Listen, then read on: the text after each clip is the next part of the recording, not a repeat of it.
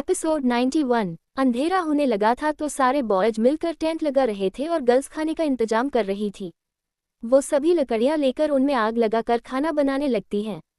उनसे कुछ दूरी पर सारे लड़के टेंट लगा रहे थे। अद्विक बोला, देखो मुझे किसी के साथ नींद नहीं आती तो मैं अपने लिए एक पर्सनल टेंट लगा रहा हूँ। ये सुन अब्रम, ओ भाई, ये जो तू टेंट लगा रहा है ना वो भी हमारे है। शुक्र मना कि हम तुझे अपने टेंट में सुला रहे हैं, वरना जिस तरीके से तूने गाड़ी में टेंट छोड़ा है ना उसके हिसाब से तू आज बाहर मच्छरों के साथ सोता। ये सुन अद्विक रस्सी बांधते हुए बोला, बार बार मत याद दिला, ठीक है? सबका टाइम आता है, समझा? देख लूंगा तुझे। शशांक बिना कुछ बोले टेंट लगा रहा था। कुछ देर में ही उन्होंने वहां पूरे 4 टेंट लगा दिए थे। आरवी सभी को आवाज देते हुए बोली, खाना तैयार है। ये सुन सभी जल्दी अपना काम खत्म कर उनके पास चले गए। उन सभी ने खाना खाया और बहुत देर वही कैंप फायर के पास बैठकर काफी गेम खेले और बहुत मजे किए। फिर सभी कैंप में सोने चले गए। एक कैंप में 4 लड़कियां थी, एक में शशांक, अभ्रम, एक में ओरियन, अद्विक और बाकी बचे एक में प्रतीक, क्रियांश और कर्निश। गर्ल्स तो अपने कैंप में काफी देर तक बातें करती रही। इधर शशांक को आज नींद ही नहीं आ रही थी, उसे अब स्मृति की आदत हो गई थी। वही स्मृति की आंखों में भी नींद का कोई कतरा नहीं था। जंगल की सुनहरी सुबह, झरने, चिड़िया के चरचराहट की आवाज से सभी की नींद खुली। सभी अपने अपने कैंप से बाहर आए। कुछ देर सभी ने वॉक की, इधर उधर टाइम पास किया। फिर कर्निश और प्रतीक दोनों गाड़ी में रखे एक स्मॉल फ्रीजर से दूध और चाय बनाने के सामान लेकर आए। वो दोनों मिलकर सभी के लिए चाय बनाते हैं और जोर जोर से सभी को देते हुए बोले, आज सभी काफी लकी हो, आपको दी प्रतीक कर्निश स्पेशल चाय पीने को मिली, तो इसे पीजिए और अपने नए एडवेंचर की शुरुआत कीजिए। जिसपे सभी हंसते हुए चाय एंजॉय करने लगते हैं। कुछ देर बाद सभी एक जगह पर बैठे थे तो अद्विक बोला, दोस्तों तैयार हो जाओ नए एडवेंचर के लिए। ये बोल वो सब की तरफ देखता है तो सभी लोग उसे देख ही नहीं रहे थे। उसने सभी की नजरों का पीछा कर देखा तो एक साइड प्रतीक, कर्निश और क्रियांश तीनों गोला बनाकर कुछ खुसुर पुसुर कर रहे थे। उन्हें देख अद्विक बोला, ओए तुम तीनों क्या खुसुर पुसुर कर रहे हो? जिसे सुन वो तीनों उनकी तरफ देख पूरी स्टाइल से उन सभी की तरफ चल कर आए। उनके तेवर देख सभी को कुछ समझ नहीं आया। कर्निश, हमारे पास इस एडवेंचर को और मजेदार बनाने के लिए एक गेम है। उसकी बात सुन श्रिविका एक्साइटेड होकर बोली, अच्छा और वो क्या है? प्रतीक, इस गेम का नाम है टैग गेम। ये सुन आरवी बोली, सुनने में काफी अच्छा लग रहा है, इसे कैसे खेलते हैं? जिसपे क्रियांश बोला, आसान है, 2 टीम होगी, एक पुलिस की और दूसरी चोर की। अभ्रम, पर मैंने जहां तक सुना है ये बच्चों का गेम है, मुझे नहीं लगता इसमें कुछ मजा आएगा। जिसपे स्मृति बोली, ऐसा नहीं है, ये गेम काफी इंस्ट्रेटिंग है। कर्निश, एक्जेक्टली, ये काफी अच्छा गेम है। ईवा, तो बताओ गेम खेलने की क्या कंडीशन है? क्रियांश, इस गेम में हम थोड़ा सा चेंज करेंगे। ये गेम बाहर खेलने के बजाय पानी में खेला जाएगा, ठीक है? उसकी बात सुन सभी को काफी इंटरेस्ट आया और सभी काफी एक्साइटेड थे। अद्विक, तो बता चोर कौन कौन है और पुलिस कौन कौन है? कर्निश टीम बताते हुए बोला, पुलिस होंगे भाई श्रिविका, ईवा और अद्विक भाई, बाकी सभी चोर होंगे। जिसे सुन सभी जोर से हूटिंग करते हैं। शशांक को कुछ खास इंटरेस्ट नहीं आ रहा था लेकिन फिर भी वो पार्टिसिपेट कर रहा था। पुलिस शशांक, अद्विक, ईवा और श्रिविका थे और चोर ओरियन, स्मृति, अभ्रम, आरवी, कर्निश, प्रतीक, क्रियांश। प्रतीक पुलिस टीम को एक एक हथकड़ी टाइप का कड़ा देते हुए बोला, जिसे भी आप पकड़ लो ये आप उसे पहना देना। और ध्यान रहे इस गेम में फेयर जैसा कुछ नहीं होगा, तो ईमानदारी से कोई नहीं खेलेगा। वो सभी लोग तैयार थे। सभी लोग नॉर्मल लोवर टी शर्ट में ही थे। क्रियांश सभी से बोला, वैसे क्या सभी को तैरना आता है? जिसपे सभी ने हाँ कर दिया। कुछ देर बाद सभी उस ठंडे पानी में कूद गए। सभी पानी में थे और एक दूसरे से काफी दूर। कर्निश के गो बोलते ही गेम स्टार्ट हो गया। अद्विक सबसे पहले स्मृति को पकड़ने के लिए आगे बढ़ा तो स्मृति इतनी तेजी से उससे दूर चली गई जैसे वो एक मरमेड हो। अद्विक के साथ शशांक भी उसे देखता रह गया। इधर श्रिविका जब आरवी के पास आने को हुई तो आरवी भी काफी तेजी से उसे चकमा देकर दूर चली गई। ईवा अभ्रम को पकड़ने के लिए उसके पीछे गई तो अभ्रम उसे घुमाते हुए काफी दूर तक ले गया। वो काफी हैरान था क्योंकि ईवा काफी अच्छी थी तैरने में, फिर भी वो उसके हाथ नहीं आया। इसका मतलब गेम टक्कर का था। अब देखना यह था कि क्या पुलिस जीतेगी। सभी चोर पुलिस से बच रहे थे। शशांक क्रियांश को अपना निशाना बनाता है और उसके पीछे चल देता है। बेचारा क्रियांश पहले ही उसकी शशांक से फत्ती थी अब, और वो उसके पीछे एक एनाकोंडा की तरह पड़ा था। फिर भी क्रियांश काफी लंबे समय तक उससे बचता रहा। जिसे देख अब शशांक अंडर वाटर चला गया। क्रियांश ने पीछे देखा तो उसके पीछे कोई भी नहीं था, जिसे देख उसे अजीब लगा क्योंकि शशांक उसे इतनी जल्दी छोड़ने वाला नहीं था, पर वो गया कहाँ। ये वो सोच ही रहा था कि किसी ने उसका पैर पकड़ पानी में खींचा। बेचारा क्रियांश कुछ समझ पता उससे पहले शशांक ने उसे अंडर वाटर ही कड़ा पहना दिया। क्रियांश आउट हो गया था। फिर वो बाकी सभी को देखने लगा। श्रविका भी कम नहीं थी तैरने में, उसने पूरी जान लगाकर प्रतीक को कुछ ही देर में पकड़ लिया और उसे कड़ा पहना दिया। लड़कियां चारों काफी तेज थी। अब तक सिर्फ क्रियांश और प्रतीक आउट हुए थे। कर्निश इधर ईवा से बचने की कोशिश कर रहा था। ईवा ने लगभग 5-6 राउंड काट लिए थे उसे पकड़ने के लिए, लेकिन कर्निश उसके हाथ नहीं लगा। तभी अद्वैत कर्निश के सामने आ गया, जिसे देख कर्निश जल्दी अंडर वाटर चला गया। अब ईवा और अद्वैत ने जैसे ठान ली हो उसे पकड़ने की। कर्निश भी अब 2 लोगों से बचते बचते थक गया था। तभी ईवा जल्दी से उसका हाथ पकड़ उसे कड़ा पहना देती है और वो भी आउट हो जाता है। अब सिर्फ स्मृति, अभ्रम, ओरियन और आरवी बचे थे और वो चारों काफी भारी थे। ईवा स्मृति को पकड़ने के लिए आगे बढ़ी तो स्मृति मुस्कुराते हुए उसे देख अंडर वाटर चली गई। ईवा को पता था स्मृति इतनी जल्दी उसके हाथ नहीं आने वाली, वो भी अंडर वाटर गई तो स्मृति उसे कहीं नजर नहीं आई। इधर श्रविका ओरियन के पीछे उसे पकड़ने को लगी थी। वो जब भी ओरियन के पास आती तो वो फिसलकर उससे दूर चला जाता। वो जानबूझकर श्रविका को अपने पीछे घुमा रहा था। श्रविका लंबी लंबी सांस लेकर उसे घूरती है तो ओरियन हंसते हुए बोला, चलो अब पकड़ लो, मैं पक्का आउट हो जाऊंगा। ये सुन श्रविका पानी के अंदर जाके उसे पकड़ने को हुई तो ओरियन उसे कहीं नहीं दिखा। वो बाहर निकलकर देखती है तो ओरियन वहां नहीं था, बल्कि उससे काफी दूर चला गया था। वो उसे देखकर हंस रहा था।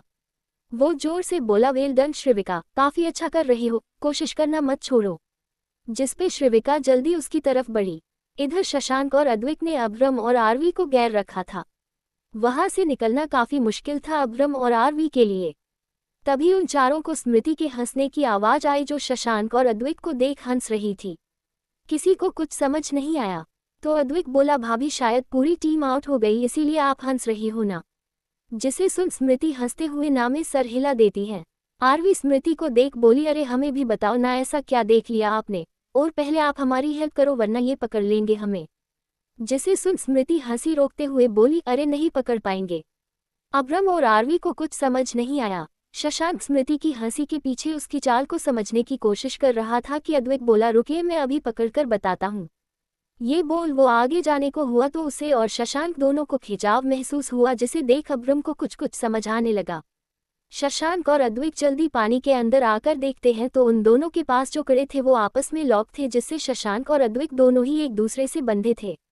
वो जल्दी बाहर आए तो स्मृति मुंह दबा कर हंस रही थी। मतलब ये सब उसने किया, लेकिन कब और उन्हें पता कैसे नहीं चला। अभ्रम बोला, वाह भाभी आप तो ग्रेट हो।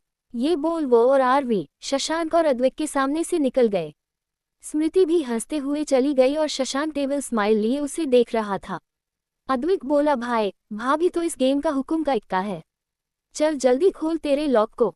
एपिसोड 92। शशांक की आंखों में अब स्मृति आ चुकी थी। वो अब उसे पकड़ने के लिए उसके पीछे गया। शशांक को अपने पीछे देख स्मृति पानी के अंदर चली गई। शशांक भी उसे पकड़ने अंदर गया तो वो उसे कहीं नहीं मिली। ये देख उसे आश्चर्य हुआ। वो बाहर आया तो स्मृति उससे कहीं दूर चली गई। जिसे देख कर्निश बाहर से चिल्लाते हुए बोला, भाई हार मान लो, आज भाभी अलग ही मूड में है, वो हाथ नहीं आएगी। जिसे सुन शशांक फिर से स्मृति को पकड़ने पानी में चला गया। स्मृति ने पीछे देखा तो शशांक उसे कहीं नहीं दिखा, पर उसे पानी में कुछ फील हुआ तो वो जल्दी साइड हट गई। शशांक बाहर आया तो स्मृति उसे देखकर हंस रही थी। उसे देख शशांक फिर से उसके पीछे चल दिया। वो आज शशांक के हाथ नहीं आने वाली थी। इधर अद्वैत आरवी के पास आते हुए बोला, भागने का बहुत शौक है ना, तो अब मुझसे भाग कर दिखाओ। ये सुन आरवी उस पे पानी फेंकते हुए बोली, अच्छा तुम पकड़ोगे मुझे, चलो ट्राई कर लो। ये सुन अद्वैत उसकी तरफ लपका तो आरवी जल्दी उसके साइड से होकर गुजर गई।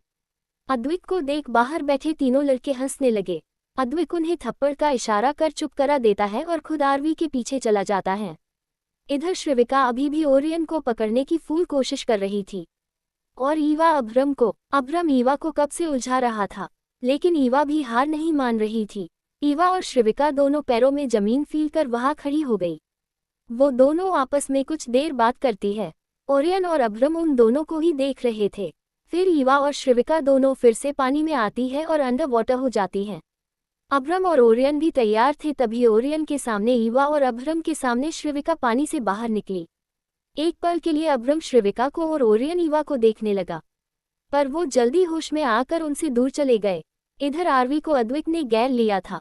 पीछे बड़ा पत्थर था और सामने अद्विक। आरवी को कोई रास्ता नहीं मिला, फिर भी वो अद्विक को चकमा देकर भागने लगी, लेकिन अद्विक ने इस बार उसका हाथ पकड़ उसे अपनी तरफ खींचा। आरवी उससे सट गई, जिससे अद्विक और आरवी दोनों का बैलेंस बिगड़ गया और वो दोनों साथ पानी में जाने लगे। आरवी ने अद्विक को कसकर पकड़ लिया और अद्विक खुद के साथ उसको संभालते हुए बाहर लेकर आया। अद्विक का दिल तो काफी जोर से धड़कने लगा। आरवी जल्दी उससे दूर हुई तो अद्विक ने फिर से उसे अपने पास खींचकर कड़ा उसके हाथ में पहना दिया, जिसे देख आरवी गुस्से से उसके चेहरे पर पानी फेंक दूर चली गई और अद्विक उसे जाते हुए देखता रहा। इधर शशांक स्मृति को पकड़ने की कोशिश कर रहा था, लेकिन स्मृति उसकी पकड़ में नहीं आई। अब इस बार शशांक ने स्मृति को पकड़ ही लिया था, लेकिन वो उसके हाथों से ऐसे फिसली जैसे वो एक मछली हो। शशांक देखकर हैरान था कि उसकी वाइफ कितनी तेज है स्विम में। वो स्विम में चैंपियन रह चुका था, लेकिन आज वो स्मृति को नहीं पकड़ पा रहा था। स्मृति उससे दूर जाकर आंखों से उसे क्या हुआ का इशारा करती है और हंसते हुए दूर चली गई, जिसे देख शशांक के चेहरे पर तिरछी स्माइल आ गई। अब स्मृति को पकड़ना उसका जुनून बन गया था। वो अब उसे छोड़ने वाला नहीं था। वो अपने बालों में हाथ फेर स्मृति को पूरी शिद्दत से पकड़ने में लग गया। इधर अब्रम ने जैसे ठान लिया हो कि वो आज श्रिविका के हाथ नहीं आने वाला। वो बस श्रिविका को अपने पीछे घुमा रहा था। ईवा भी ओरियन के पीछे पड़ी थी। ओरियन उसे अपने पीछे काफी दूर तक ले आया था। वो देखना चाहता था कि ईवा कब तक उसके पीछे ऐसे ही पड़ी रहती है। वो रुककर बोला, मिस फॉजा, आप अच्छा कर रही हैं, अगर ऐसे ही करेगी तो आप मुझे इस बार तो नहीं पकड़ पाएंगी। जिसे सुन ईवा सांस लेते हुए बोली, मिस्टर अग्निवंशी, आपको मैंने नहीं पकड़ा तो मेरा नाम ईवा नहीं, तो नाम बदल लीजिए मिस फॉजा। ओरियन आगे जाते हुए बोला। उसकी बात से ईवा में अब उसे पकड़ने की चाहत और बढ़ गई। वो उसके पीछे होली। ओरियन उसे फिर से उन सभी के पास ले आया। क्रियांश, क्या ओरियन भाई आपको ईवा पर दया नहीं आ रही क्या? कर्निश, आप चुपचाप पकड़ा जाओ। ये सुन ओरियन उनकी तरफ मुड़कर बोला, सालो तुम चोर होकर पुलिस की साइड कैसे बोल सकते हो?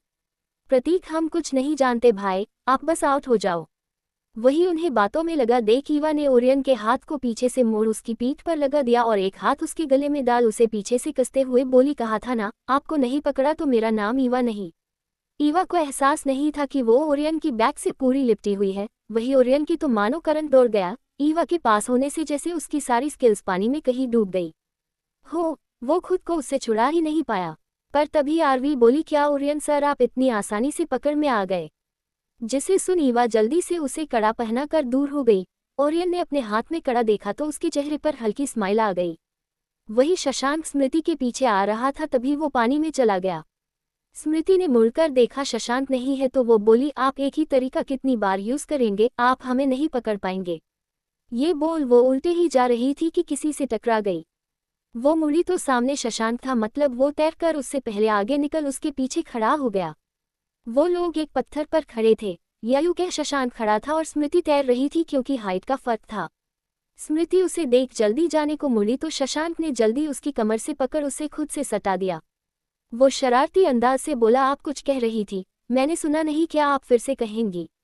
जिसे सुन स्मृति की तो बोलने की हिम्मत नहीं हुई, मछली जाल में फंस गई थी। शशांक प्यार से उसके हाथ में वो कड़ा पहनाते हुए बोला, काफी अच्छा स्विम करती हो तुम, पर मुझसे बचना मुश्किल है। ये सुन स्मृति और शशांक दोनों एक दूसरे की आंखों में देखने लगे। शशांक उसके ठंड से थरथराते हुए होंठों को देख उनकी तरफ झुकने को हुआ, तभी उन्हें श्रिविका की जोर से चिल्लाने की आवाज आती है। जिसे देख वो जल्दी उसकी तरफ जाते हैं। वो जाकर देखते हैं तो अब्रम श्रिविका से कुछ दूरी पर था और श्रिविका चिल्लाते हुए बोली, बचाओ मुझे, मेरे पैरों में कुछ फंस गया, बचा। ये बोल वो डूबने लगी, जिसे देख सभी की सांस रुक गई। अब्रम जल्दी उसके पास जाकर उसे पानी से बाहर निकालता है तो श्रिविका मुंह से पानी बाहर निकाल जोर जोर से हंसने लगी। वो अब्रम को कड़ा पहनाते हुए बोली, आ गए ना हाथ, तुम काफी भोले हो। ये बोल वो सभी को अब्रम का हाथ ऊपर कर दिखाती है तो सभी की जान में जान भी आए और उसकी चालाकी पर हंसने भी लगे। कर्निश चिल्लाते हुए बोला, क्या दिमाग यूज किया श्रिविका, बेचारे अब्रम भाई। ओरियन उसके सर पर मारते हुए बोला, साले तू उनकी साइड है या हमारी साइड, जो तू उनकी जीत पर इतना खुश हो रहा है? ये सुन कर्निश उदास होते हुए बोला, हाँ यार, हम तो हार गए। जिसपे ओरियन, चल अब इतना दुखी भी मत हो। वही अब्रम श्रिविका को घूरते हुए बाहर आ गया। शशांक और स्मृति भी बाहर आ गए। अब सभी ठंड से ठिठुर रहे थे। कर्निश बोला, वैसे भाभी आपने मछली की तरह तैरना कहाँ से सीखा यार। उसकी बात सुन स्मृति, बचपन से हमें तैरने का शौक था तो हम अपने आप तैरना सीख गए। अद्विक, काफी अच्छी स्पीड है आपकी। उसकी बात सुन स्मृति मुस्कुरा दी। दोस्तों, क्या आपने ये गेम कभी पानी में खेला है? मैंने तो खेला है और बहुत बुरे तरीके से आउट भी हुई हूँ। अपना भी जरूर बताना। एपिसोड 93। धूप निकल आई थी, सभी लोग वही नदी के पास बैठे थे। अद्विक, चलो काफी हो गया आराम, अब बारी है एडवेंचर की, तो क्या तैयार हो सभी? सभी जोर से हाँ में सर हिलाकर यस बोल देते हैं। अद्विक, चलो अब मैं आगे का एडवेंचर समझा देता हूँ। सबसे पहले हमें उस रस्सी की मदद से रिवर क्रॉस करनी है और बाद में उस बड़े से पहाड़ पर चढ़ाई करनी है। ये सुन सभी लोग उस रस्सी की तरह देखते हैं जो इस किनारे से उस किनारे पर लगी हुई थी, जिससे उन्हें पकड़कर जाना था, और वहाँ पानी का बहाव काफी तेज था। फिर वो आगे पहाड़ को देखते हैं जो काफी बड़ा था। ये देख उन्हें रियलाइज हुआ कि गेम तो अब शुरू हुआ है। कुछ देर में सभी ने जरूरत के सामान ले लिए थे और एक बैग सभी ने अपनी वेस्ट पर पहन लिया जिसमें हर तरह के हुक थे। सभी ने कील वाले जूते पहने थे और हाथों में ग्लव्स। सभी लोग उस छोर पर आते हैं जहां रस्सी लगी हुई थी। शशांक अपने हुक को उस रस्सी में लगा देता है और स्मृति का हुक खुद से बांध देता है। उसे कोई रिस्क नहीं लेना था। अब्रम अपना हुक लगा कर मुड़ा तो श्रिविका अपने वेस्ट पर लगे एक रुक को आगे करते हुए बोली, लो। तो अब्रम को कुछ समझ नहीं आया तो श्रिविका, अरे लो इसे और खुद से बांधो, मैं कहीं इस पानी में बह गई तो। अब्रम उसकी एक्टिंग देखना में सर हिला देता है और उसका हुक खुद से लगा देता है। बाकी सभी ने भी हुक लगा दिए। सभी लोग कतार से रिवर क्रॉसिंग करने लगे। सबसे आगे स्मृति और शशांक थे। बहाव काफी तेज था तो स्मृति ने शशांक को काफी मजबूती से पकड़ लिया था। वही श्रिविका तो अब्रम के बिल्कुल लिपट चुकी थी और अब्रम उसे लेकर आगे बढ़ रहा था। ईवा और आरवी दोनों ओरियन से आगे चल रही थी, लेकिन ओरियन उनका ध्यान रख रहा था कि उन्हें कोई परेशानी ना हो। सभी लोग कुछ ही देर में रिवर क्रॉस कर लेते हैं। सभी कुछ देर वहीं बैठ जाते हैं। कर्निश लौटते हुए बोला, भाई यार हमने इतना हार्ड एडवेंचर क्या सोचकर बनाया। अद्विक, सब सोचा बस थकान को ही नहीं सोचा। क्रियांश, अब रेस्ट करने का टाइम नहीं है यार, हमें शाम तक होटल पहुंचना है। प्रतीक, भाई अब तो प्राण निकल जाएंगे अगर ऐसे ही एडवेंचर पूरा करते रहे तो। श्रिविका, हाँ कुछ देर रुकते हैं ना, पहाड़ ही तो चढ़ना है। जिसे सुन सभी उसे देखने लगे, क्या पहाड़ चढ़ना इतना आसान है। कुछ देर सभी ने ऐसे ही रेस्ट किया और फिर सभी फिर से पहाड़ चढ़ने के लिए तैयार हो गए।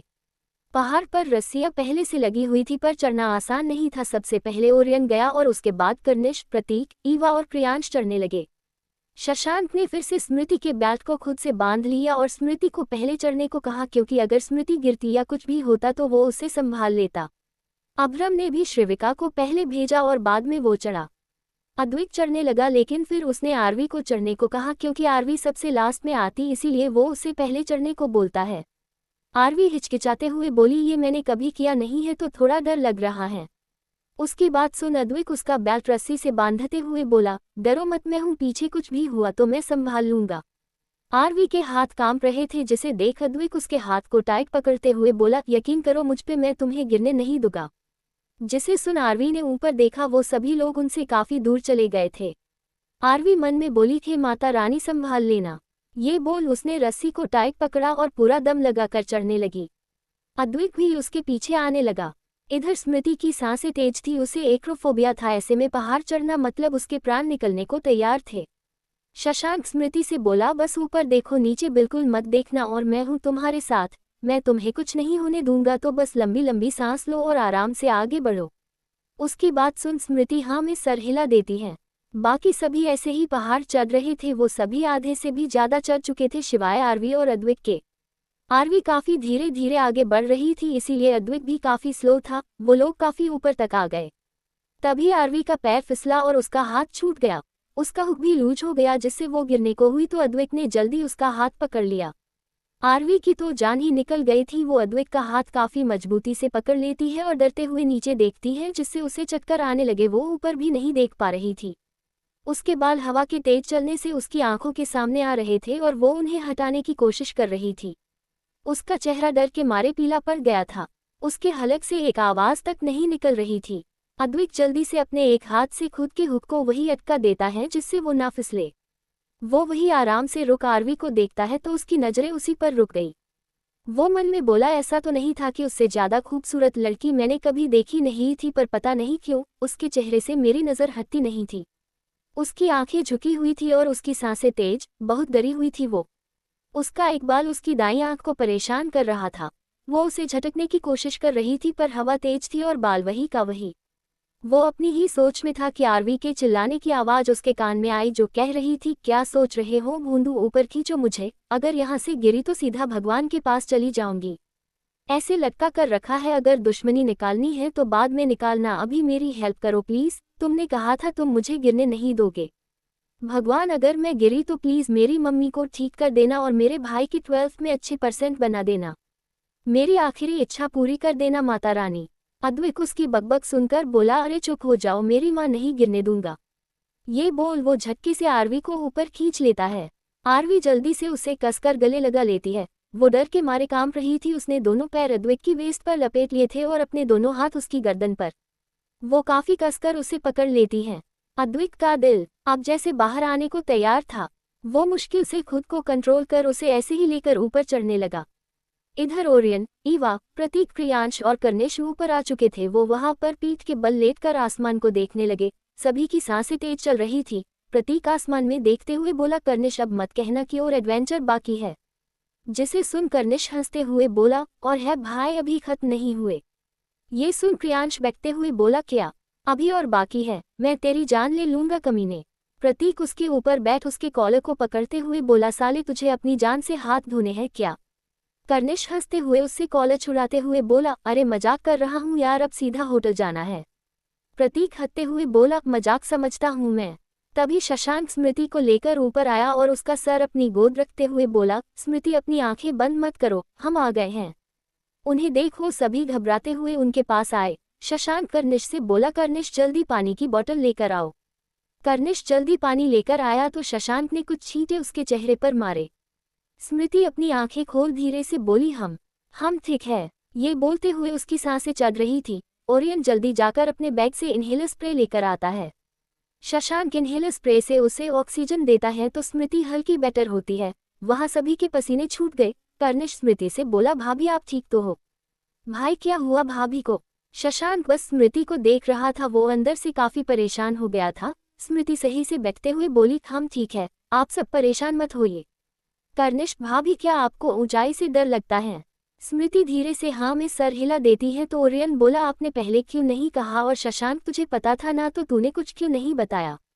जिस पे शशांक से पहले स्मृति बोली, अरे नहीं, इन्होंने हमें रोका था लेकिन हम ही ये करना चाहते थे। हम इस डर से बाहर निकलना चाहते थे, लेकिन शायद हमारे डर को हमसे कुछ ज्यादा ही लगाव है। ये बोल वो मुस्कुराने लगी, जिसे देख सभी को हल्की सांस आए, लेकिन शशांक का दिल तो कुछ देर पहले धड़कना ही भूल गया। उसने स्मृति की बात मानी ही क्यों। अभी उसे कुछ हो जाता तो वो इतना लापरवाह कैसे हो सकता है। एपिसोड 94। रात का वक्त। सभी लोग काफी थक गए थे तो सभी आराम कर रहे थे। अविनाश और शिव बाहर वॉक कर रहे थे। तभी अविनाश की नज़र स्मृति पर गई, जो श्रिविका से बातें करते हुए जा रही थी। उसे देख अविनाश की आंखों के सामने एक दृश्य घूमने लगा, जिसे सोच वो काफी उदास हो गए। उन्हें देख शिव समझ गए कि वो क्या सोच रहे हैं। शिव उनके कंधे पर हाथ रखते हैं तो अविनाश बोले, जब भी उस बच्ची को देखता हूँ तो मेरा दिल उस मंजर को सोच घबरा जाता है। मैं कभी खुद को माफ नहीं कर पाऊंगा शिव। शिव, जो भी हुआ उसमें तुम्हारी गलती नहीं थी अविनाश, वो सब होनी थी जो हो गई। तुम सब कुछ ठीक कर सकते हो, कब तक तुम उसे नहीं बताओगे। ये सुन अविनाश बोले, नहीं शिव, मैं अब उसे वो सब बताकर उसकी जिंदगी में ग्रहण नहीं लगा सकता। उसे अच्छा परिवार, अच्छे लोग और एक अच्छा पति मिला है। मैं अब उसे खुश देखना चाहता हूँ और ना ही श्रिविका को दुखी देख सकता हूँ। मैं बस उस बुरे पास्ट को उन दोनों बच्चियों से दूर रखना चाहता हूँ शिव। लेकिन सच एक ना एक दिन सामने आ ही जाता है अविनाश, अभी वक्त है तो बता दो, वरना कल ये वक्त आए ही ना। अविनाश निराशा से बोले, किस मुंह से मैं उसे सब बताऊं, इतनी हिम्मत नहीं है मुझमें शिव। ये शिव भी समझ रहे थे, इसीलिए वो आगे कुछ नहीं बोले। दूसरी तरफ स्मृति अपने रूम में आई तो शशांक अपना कुछ ऑफिस वर्क कर रहा था। स्मृति बेड पर आकर बैठी तो उसे वो सब याद आने लगा जो कल और आज ट्रिप पर उसके और शशांक के बीच हुआ। वो खुद में ही ब्लश करने लगी। तभी उसे लगा कि कोई उसे देख रहा है तो उसने जल्दी शशांक की तरफ देखा, जो उसे ही देख रहा था। उसे देख वो झेप गई। वो कितनी पागल है, शशांक उसके बारे में क्या सोच रहा होगा। ये सोच वो जल्दी लेट गई और कंबल मुंह तक ओढ़ लिया। वही शशांक उसे ऐसे देख मुस्कुरा दिया। वो कुछ देर अपना वक्त कर स्मृति को देखता तो वो सो गई थी। वो उठा और उसके पास आकर पंजों पर बैठ गया। वो स्मृति के चेहरे को निहारने लगा। वो उसके फोरहेड पर किस करता है और उठकर बालकनी में आ गया। आसमान में चांद चमक रहा था, चारों तरफ बर्फ गिरी हुई थी, उसमें जगमगाती वो स्ट्रीट लाइट जो उस व्यू को और सुंदर बना रही थी। वो चांद को देखता है तो उसे स्मृति के साथ बिताए पल याद आने लगते हैं। जब उसने स्मृति को पहली बार देखा तो उसे नहीं लगा था कि वही लड़की उसकी पत्नी बनेगी। वो खुद से बोला, मैंने सिर्फ इस दुनिया में धोखे और मतलबी लोग देखे हैं। प्यार क्या होता है, कैसे किया जाता है, ये ना मुझे पता था और ना मैं कभी इसे समझना चाहता था। खुद को दूर कर लिया प्यार शब्द से। नफरत थी मुझे प्यार के नाम से ही। जब मैंने नफरत करना सीख लिया तब मुझे एक मासूम लड़की मिली। उसकी आंखें झील जैसी थी। जब पहली बार उसकी आंखों में देखा तो दिल ने कहा अगर ये मिल गई तो जैसे ये पूरा जहान मेरा हो गया। पता ही नहीं चला कि कब उसे देख मुझे सुकून मिलने लगा। जिस शब्द से मैं हमेशा दूर भागता था, पता ही नहीं चला कि कब वो शब्द मुझे अच्छा लगने लगा। कब मैं उससे प्यार करने लगा, पता ही नहीं चला। ये सब सोचते हुए वो काफी देर तक वही खड़ा रहा। फाइनली उसने अपनी फीलिंग्स एक्सेप्ट कर ली। अब बाकी था तो सिर्फ स्मृति से कहना। कोष्टक सुबह का वक्त। सभी लोग अच्छे से रेडी हो गए और ब्रेकफास्ट भी कर लिया था। आज वो सभी आइस स्केटिंग करने जा रहे थे। दादाजी कर्निश को घूर रहे थे, जिसे देख कर्निश उनके गले लगते हुए बोला, अरे दादाजी क्यों बुरा मान रहे हो, मैं तो कहता हूँ आप लोग भी चलो, खामिखा आप टॉक्सिक दादू बन रहे हो। ये सुन दादाजी उसे दूर करते हुए बोले, खबरदार जो पास आए तो पता नहीं कहाँ कहाँ चले जाते हो। तुम्हारे चक्कर में किसी भी बच्ची को कुछ हुआ तो याद रखना मेरी छड़ी सभी के लिए तैयार पड़ी है। सुना सबने। उनकी बात सुन सारे बॉयज हाँ में सर हिला देते हैं। तो दादाजी स्मृति से बोले, अपना ध्यान रखना बेटा, तुम समझदार हो इसीलिए तुम्हें कह रहा हूँ, इनकी किसी भी बेहुदा गेम में साथ मत देना। जिस पे स्मृति जल्दी हाँ में सर हिला देती है। दादाजी अद्विक के पैरों पर छड़ी से हल्का मारते हुए बोले, आए बड़े पहाड़ों पर चढ़ने वाले। अद्विक दूर होकर बोला, आह क्या दादू, मैंने तो बस गेम बनाया था, सभी को मैं थोड़ी उठाकर पहाड़ पर लेके गया। और वैसे भी आपको तो लगता है कि ट्रिप पर जाते ही हम मर जाएंगे। ये सुन दादाजी उसे एक और मारते उससे पहले वो बाहर भाग गया। दादाजी गुस्सा थे क्योंकि वो सब बिना बताए पहाड़ पर चढ़े थे। अगर कोई गिर जाता तो बस उन्हें यही टेंशन खाई जा रही थी। हालांकि सारे लड़के उनसे कह कर थक चुके थे कि वो बिल्कुल सेफ थे और वो नहीं गिरते, लेकिन थे तो वो दादाजी वो कहाँ मानने वाले थे। वो सभी वहां से रवाना हुए। सारे लोग आइस स्केटिंग के लिए सोलांग वेले आए थे। सभी ने वहां की स्केटिंग ड्रेसेज पहन ली। वहां का नज़ारा काफी अच्छा था, ज्यादा लोग भी नहीं थे। कर्निश ने पूछा, तो बताओ किस किस को आइस स्केटिंग नहीं आती। उसकी बात सुन चारों लड़कियों ने हाथ खड़े कर दिए। उन्हें देख कर्निश अपने सर को रब करते हुए बोला, अच्छा अब एक काम करते हैं भाई, भाभी को सिखा देंगे, मैं आरवी को सिखा दूंगा, अब्रम भाई श्रिविका को और ओरियन भाई आप ईवा को सिखा देना। उसकी बात से सभी एग्री करते हैं शिवाय अद्विक के। उसे काफी जलन हुई कि वो आरवी को नहीं सिखा सकता। वो कर्निश को घूरने लगा। एपिसोड 95। सब तैयार थे। प्रतीक और क्रियांश रेस लगाने लगे। वो दोनों स्कीइंग से स्केट कर रहे थे। वो आरवी के पास से होके गए तो आरवी मुंह खोले उन्हें देखने लगी। कितने परफेक्ट थे दोनों। आरवी कर्निश को उनकी तरफ दिखाते हुए बोली, कर्निश देखो वो दोनों कितना अच्छा कर रहे हैं, लाजवाब, मुझे भी ऐसे ही करना है। उसकी बात सुन कर्निश हंसकर बोला, अरे हाँ मैं तुम्हें उनसे भी अच्छा सिखाऊंगा, ठीक है पहले इन्हें पहन लो। वो उसकी स्कीइंग पहनने में मदद करता है और उसे सीधा खड़ा करता है। अद्विक स्कीइंग पहनते हुए उन्हें ही देख रहा था। उसे काफी जलन हो रही थी। इधर शशांक स्मृति को स्कीइंग पहना कर बोला, देखो सबसे पहले अपना चेहरा और शरीर सीधा रखना, उसके बाद अपने कैलवस पिन लिया को आगे की तरफ झुकाना, अपनी स्टिक्स को बिल्कुल सीधे हाथ करके पकड़ो, ध्यान रहे कि स्टिक बिल्कुल तिरछी हो, मतलब पैरों के पीछे हो, जिससे तुम बैलेंस कर पाओगी। और रोकने के लिए अपने स्टिक पर जोर बनाओ, उन्हें बर्फ में कोलैप्स कराने करो। फिर धीरे धीरे बैठने की कोशिश करो, ठीक है आराम से करो, कोई जल्दबाजी मत करना। स्मृति की तो जैसे उसकी बातें सर से ऊपर होकर चली गई। उसे कुछ भी समझ नहीं आया। उसकी जगह कोई और होता तो वो भी कुछ समझ नहीं पाता। वो अपने पैरों में पहने स्कीइंग और हाथ में पकड़ी स्टिक्स को देखने लगी। शशांक लंबी सांस लेकर बोला, मतलब तुम्हें कुछ भी समझ नहीं आया, रुको मैं तुम्हें करके दिखाता हूँ। ये बोल वो अपने कह अनुसार करने लगा और देखते ही देखते वो काफी इंजॉय करने लगा। स्मृति उसे घूरकर देखने लगी। वो भूल गया कि उसे स्मृति को सीखना है। कर्निश का ध्यान जब उन दोनों पर गया तो उसने अपना सिर पीट लिया। उसका अनरोमांटिक भाई ये क्या कर रहा था, स्मृति को सिखाने की बजाय खुद के कर्तव्य उसे दिखा रहा था। वो जल्दी अद्वैत से आरवी को सिखाने का बोल उनके पास चला जाता है। इधर अद्वैत के तो मानो भाग्य ही खुल गए। वो जल्दी आरवी के पास आकर बोला, चलो अब जैसा मैं करूं वैसे तुम मुझे कॉपी करना, ठीक है? फिर तुम देखना कि तुम कितना अच्छा करती हो। उसकी बात सुन आरवी की आंखें चमक गई। वो जल्दी जल्दी हाँ में सर हिला देती है, जिसे देख अद्वैत को हंसी आ गई। वही इधर कनिष्क स्मृति के पास आकर बोला, भाभी अपना भाई का बुरा मत माना, वो क्या है ना बचपन से वो लड़कों के साथ ही रहे हैं और ना कोई लड़की कभी उनकी फ्रेंड रही, तो इसीलिए वो ऐसे है, पर वो अब बदलने लगे हैं। वही शशांक जो इतनी तेजी से कर रहा था उसे देख कनिष्क मन में बोला, ओहो भाई ये आप क्या कर रहे हो, ये करके आप भाभी का ही मजाक बना रहे हो, अब तो पता नहीं भाभी क्या करेगी। स्मृति का नाक गुस्से से लाल हो गया। क्या वो उसका मजाक बना रहा था कि उसे स्कीइंग नहीं आते? अगर ऐसा है तो वो कितना बुरा है। ये सोच स्मृति को काफी गुस्सा आ रहा था। वही कनिष्क उसके गुस्से को फील कर पा रहा था, जिससे उसके ठंडे पसीने छूटने लगे। वो स्मृति से बोला, भाभी आप उन्हें छोड़िए, मैं आपको सिखाता हूँ। जिसपे स्मृति शशांक को घूरते हुए हाँ में सर हिला देती है। दूसरी तरफ ओरियन ईवा को सब समझा रहा था, तो ईवा बोली, ये सब मुझे आता है, मेरी ये करने की ही हिम्मत नहीं हो रही, तो आप मुझे बस मोटिवेट कीजिए। जिसपे ओरियन समझ गया कि ईवा में कॉन्फिडेंस नहीं है। वो सार्कास्टिक हंस कर बोला, ओ तो ये बात है, पर आप जिस तरीके से पहाड़ पर चढ़ती है और पेड़ से उतरती है, मुझे लगा नहीं था कि आप इतनी छोटी सी चीज को करने से डरेंगी। शायद मैंने आपको समझने में गलती कर दी, रहने दीजिए, ये आपके बस का नहीं है। उसकी प्रवोक करने वाली बातें सुन ईवा बोली, मैं कोई डर नहीं रही, समझे आप, बस मुझे आगे जाने में प्रॉब्लम हो रही है।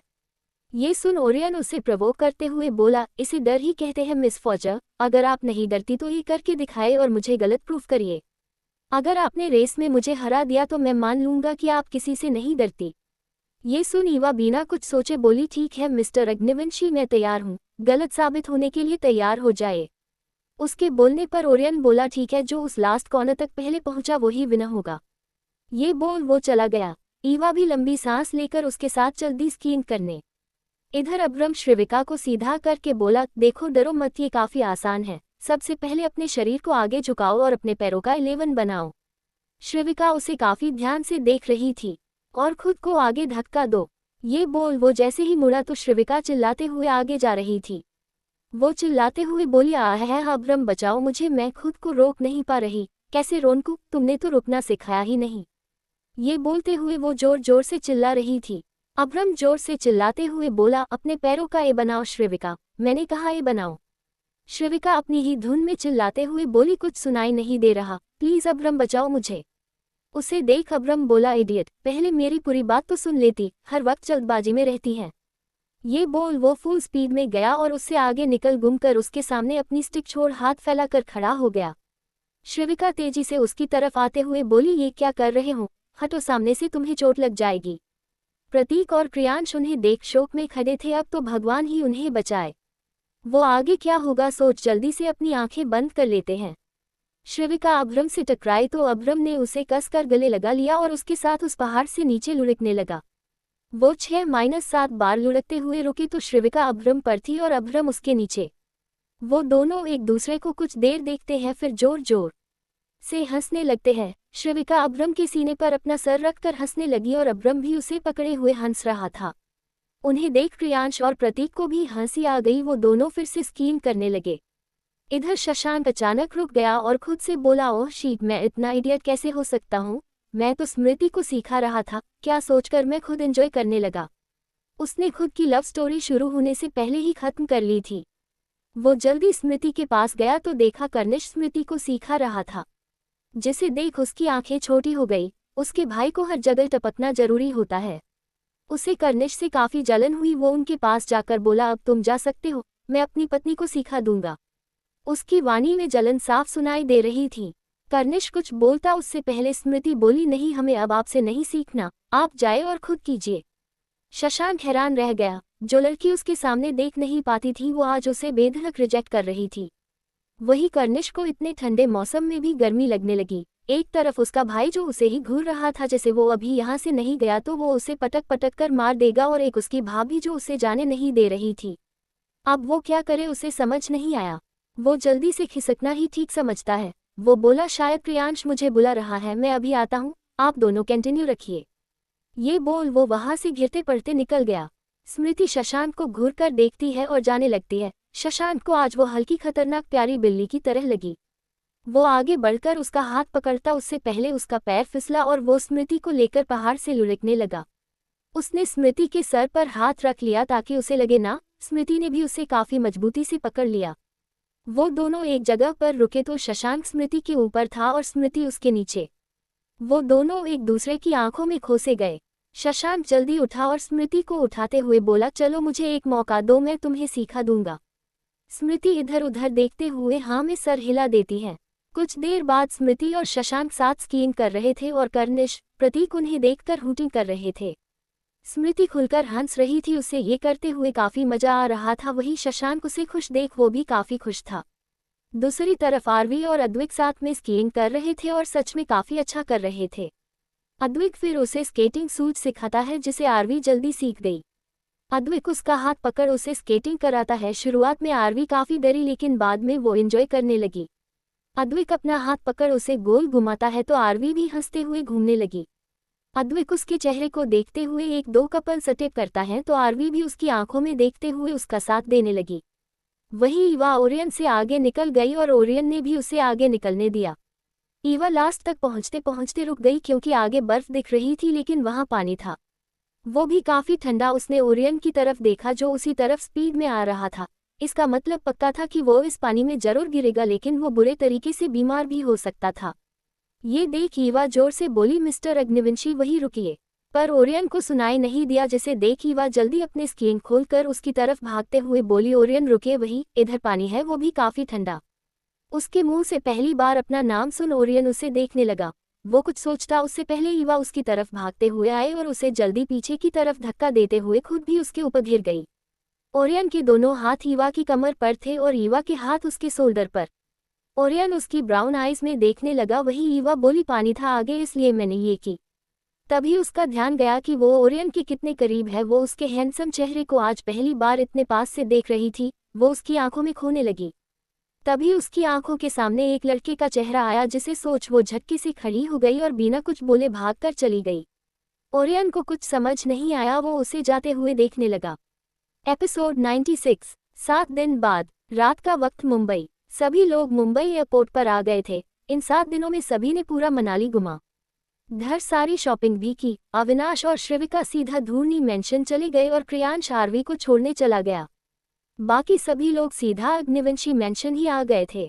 योजक चिन्ह, शशांक का रूम। स्मृति रूम में आकर वॉशरूम में चली गई। वो मिरर के सामने आई तो उसकी नज़र खुद के चेहरे पर गई। उसे कल मनाली की रात याद आने लगी। फ्लैशबैक, रात का वक्त, मनाली। शशांक जब अपने रूम में आया तो स्मृति उसे नहीं दिखी। वो उसे हर जगह ढूंढता है तो भी वो उसे कहीं नहीं मिली। उसे अब टेंशन होने लगी। वो लास्ट टेरेस पर जाकर देखता है तो उसकी आंखों को सुकून आता है। सामने स्मृति टेरेस पर पड़ी ढेर सारी बर्फ से एक स्नोमैन बना रही थी। ऊपर से बर्फबारी भी हो रही थी।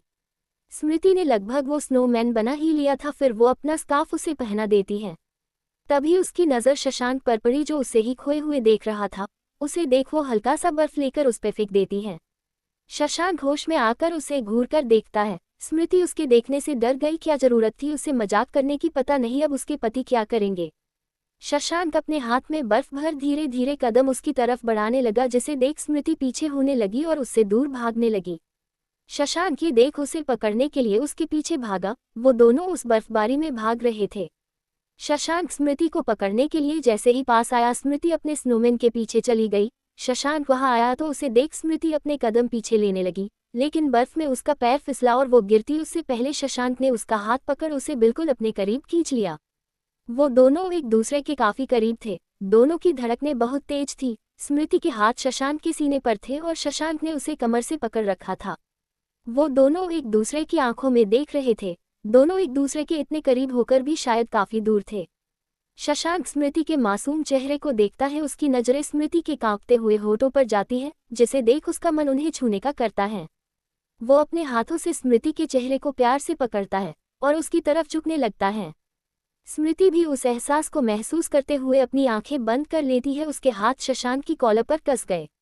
शशांक धीरे से अपने होंठ उसके होंठों पर रख देता है। तभी आसमान में आतिशबाजी शुरू हो जाती है। आज शायद उनकी वो दूरी खत्म हो गई थी। वो दोनों उस चांद की रोशनी में चमक रहे थे। उस पल को वो उनपे गिरती बर्फबारी और भी खूबसूरत बना रही थी। फ्लैशबैक एंड स्मृति ये सोचकर ब्लश करने लगी, उसका चेहरा लाल पड़ गया। वो कल रात से शशांक से नजरें नहीं मिला पा रही थी। तभी वॉशरूम का गेट नॉक हुआ तो स्मृति होश में आई। वो शावर लेकर जल्दी एक प्लेन बॉटम ग्रीन कलर की साड़ी पहनकर बाहर आई। सामने शशांक खड़ा था। उसे देख वो जल्दी जाने को हुई तो शशांक उसका हाथ पकड़ उसे अपने पास खींचकर सीरियस टोन से बोला, व्हाट हैपेंड? मैं सुबह से देख रहा हूँ तुम मुझे अवॉइड कर रही हो वाइफी। जान सकता हूँ कि मैंने ऐसा क्या किया? उसकी बात सुन स्मृति उसे देखने लगी। वो उससे क्या कहती कि वो उससे शर्मा रही है, और पहली बात क्या उसे ये समझ नहीं आता जो वो ऐसे उससे पूछ रहा है। शशांक लंबी सांस लेकर मुश्किल से बोला, आई एम सॉरी कल के लिए। ये बोल वो बाहर चला गया। वही स्मृति को कुछ समझ ही नहीं आया, पर उसे बुरा काफी लगा। स्टडी रूम शशांक चेयर पर बैठकर ऑफिस वर्क कर रहा था, पर उसका ध्यान ये सोचने में था कि क्या स्मृति को उसका पास आना पसंद नहीं आया और क्या उसने जल्दीबाजी कर दी। हाँ, शायद उसने जल्दबाजी कर दी। बिना स्मृति की फीलिंग्स जाने उसने उसे किस कर दिया। वो शायद इसीलिए उसे अवॉइड कर रही थी। यही सब सोचकर शशांक फ्रस्ट्रेटेड हो गया। उसने अपने हाथ में पकड़ी फाइल्स फेंक दी और गुस्से से पेपरवेट दरवाजे की तरफ फेंक दिया। उसी वक्त गेट खुला और अभ्रम अंदर आया। अपनी तरफ पेपरवेट आता देख बिना किसी देरी के अभ्रम ने उसे पकड़ लिया। ये सब काफी जल्दी हो गया। वो अपने सीने पर हाथ रख लंबी सांसें लेकर बोला, तू क्या पागल हो गया है? कौन सा गेम खेल रहा है अकेले में? शशांक उसकी बात इग्नोर कर अपने लैपटॉप पर टाइपिंग करने लगता है। अभ्रम ने ध्यान से देखा तो उसे पता चला कि शशांक काफी गुस्से में है, लेकिन ये गुस्सा ऑफिस का नहीं लग रहा था। वो उसके पास आकर बोला, क्या हुआ यार, ऐसा मुंह क्यों बना रखा है? भाभी से झगड़ कर आया है क्या? जिसपे शशांक कुछ नहीं बोला। अभ्रम, बेवजह तू भाभी को डराता रहता है। वो कितना ख्याल रखती है तेरा, इस घर का, और तू है जिसे इसकी कदर ही नहीं है। उसकी बात सुन शशांक गुस्से से बोला, पहली बात तो अपना मुंह मेरे सामने कम खोला कर, और दूसरी बात मैंने किसी को नहीं डराया। ये सुन अब अभ्रम समझ गया कि जरूर स्मृति और इसके बीच कुछ हुआ है। अभ्रम, क्या हुआ यार, तू इतना गुस्से में क्यों है? देख मुझे बता, क्या पता मैं तेरी उलझन सुलझा पाऊं। शशांक अपने सर पर 2 उंगलियों से रब करते हुए बोला, हो गया तेरा, अब यहाँ से चला जा। ये सुन अभ्रम ठीक से बैठते हुए बोला, तू पक्का मुझे नहीं बताएगा ना? शशांक ना में सर हिला देता है तो अभ्रम उसे घूर कर देखता है। शशांक उसे क्या ही बताता, और अगर बताता भी तो वो पहले उस पे बहुत देर तक हंसता।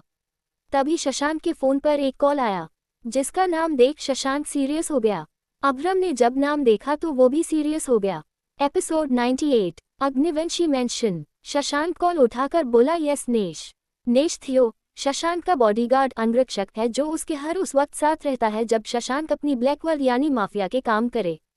ये नॉर्मली ज्यादा काफी किसी के सामने नहीं आता है। शशांक को भी ये तभी कॉल करता है जब नेश के पास कोई इन्फॉर्मेशन हो या कुछ और काम। कोष्टक दूसरी तरफ से नेश की आवाज आए, बॉस कुछ काम से आपको शैडोब्रोक आना होगा। उसकी बात सुन शशांक के बोल फोन रख देता है। वो उठते हुए बोला, अभ्रम मुझे कुछ काम से जाना है, कोई पूछे तो बोल देना। उसकी बात सुन अभ्रम खड़े होते हुए बोला, पर बात क्या है, उसने क्यों कॉल किया? शशांक, वो बाहर जाकर ही पता चलेगा। अभ्रम, मैं भी चलूंगा तेरे साथ। शशांक बाहर जाते हुए बोला, कोई जरूरत नहीं है। ये बोल वो चला गया और अभ्रम उसे घूरते रह गया। शशांक रूम में आया तो स्मृति वहां नहीं थी। वो जल्दी वार्डरूम से अपनी गन लेकर बाहर आ गया। वो बाहर अपनी कार तक आया तो उसने पहले से ओरियन ड्राइविंग सीट पर बैठा था और पैसेंजर सीट पर अभ्रम। ओरियन को तो नेश ने इन्फॉर्म कर दिया था, लेकिन अभ्रम कहाँ बात मानने वाला था। शशांक बैक सीट पर जाकर बैठ गया तो ओरियन ने कार स्टार्ट कर दी। 1 घंटे बाद मुंबई से थोड़ी दूरी पर एक घना जंगल था जिसके बीचों बीच एक विला बना था जो काफी सुंदर था, बिल्कुल व्हाइट कलर से ढका हुआ था। सिक्योरिटी काफी टाइट थी, हर तरफ बॉडीगार्ड खड़े थे। ओरियन ने कार उस विला के सामने रोकी। वो तीनों कार से बाहर आए तो उनके सामने एक लड़का आकर ग्रीट करता है। वो लड़का दिखने काफी अच्छा था, देखकर लग रहा था कि 26-27 साल का ही है। Brown hair, height 6.6, blue eyes, सांवला रंग। वो किसी बॉडी बिल्डर की तरह था। उसने लॉन्ग कोट पहना था और हाथों में ग्लव्स पहने थे। वो कोई और नहीं नेश था। कोष्टक ओरियंट मतलब पता चल गया ये किसका काम था। Nash, yes sir, I have come to know whose work this is. He is a foreign boy. वो तीनों विला के अंदर बने एक रूम में जाते हैं जहां एक लड़के को कुर्सी से बांध रखा था। वो दिखने में 25-26 साल का ही लग रहा था। उसके मुंह और शरीर से खून की बूंदें टपक रही थी। लग रहा था जैसे बहुत बुरे तरीके से उसकी धुलाई हुई है। शशांक उसके सामने पड़ी एक चेयर पर जाकर बैठ गया। वो अपनी गन उसके पैरों पर पॉइंट करते हुए अपनी भारी आवाज में बोला, tell me, on whose advice did you do this? उसकी बात सुन वो बंधा हुआ आदमी मुश्किल से बोला, I don't know what you are talking about. Shashank तिरछा मुस्कुराकर बोला, I don't like liars and even more so I hate people who pretend not to know, but okay let me remind you what I am talking about. ये बोल वो उसके left पैर पर गोली चला देता है। वो लड़का दर्द से चिल्ला उठा, आवाज इतनी तेज थी कि विला के हर कोने में फैल गई। वो लड़का झटपटाते हुए बोला, forgive me mister Agnivanshi, I had a compulsion to kill him. उसकी बात सुन शशांक गन अपने फोरहेड पर रब करते हुए बोला, oh really, you destroyed a house for your own benefit and now you are apologising to me. वो लड़का करहाते हुए माफी मांगने लगा। शशांक उसे याद दिलाते हुए बोला, you shot my employee's left leg just like that, right? वो लड़का रोते हुए बोला, I didn't know he was your employee, please let me go. Shashank गुस्से से उठकर बोला, I will let you go but hell, I will kill you just like you killed my innocent employee. You too should know what it means to die in agony. उसकी बात सुन वो लड़का चिल्लाने लगा, वो अपनी जान की भीख मांगने लगा। शशांक का चेहरा बिल्कुल काला पड़ गया था। वो नेश से बोला, बताओ नेश, इसने कैसे मारा था? नेश बिना किसी भाव के बोला, बॉस, जब उसे इन्फॉर्मेशन नहीं मिली तो इसने हमारे एम्प्लॉय के चारों हाथ पैरों को गोलियों से भून दिया। उसके बाद उसने कुछ देर उसे तड़पने के लिए छोड़ दिया और लास्ट में उसके हेड पर गोली मार दी। जिसे सुन शशांक अपनी गन पॉइंट करते हुए बोला, गेट रेडी टू डाई। उसकी बात सुन वो लड़का माफी मांगते हुए बोला, please mister Agnivanshi let me go, I will tell you the name of the person who gave me this work. Shashank अपने दांत पीसते हुए बोला, you think I need your to reach that person? Never. Shashank उसे गोली मारता उससे पहले अब्रम बोला, शशांक एक बार सोच लो, ये काफी छोटा है, उसे इतनी बेरहम मौत देना सही नहीं होगा। ये बोलने में अब्रम ने काफी हिम्मत जुटाई थी। उसकी बात सुन शशांक लाल आंखों से उसे देखकर बोला, छोटा बच्चा नहीं है अब्रम, ये इसने एक अपने ही उम्र के लड़के को मारा है और न जाने कितनों को इतने बुरे तरीके से मारा है कि देखने वाले की रूह कांप जाए। और इससे भी जरूरी, मेरे एम्प्लॉय मेरे लिए काम करते हैं और जो मेरे लिए काम करता है उसकी सुरक्षा की जिम्मेदारी मेरी है। ये बोल उसने उस लड़के पे बेधड़क गोलियां चला दी। शशांक के चेहरे पर कोई भाव नहीं थे, वो एक डेविल से कम नहीं लग रहा था। उसके चेहरे और कपड़ों पर खून के छींटे लग गए थे।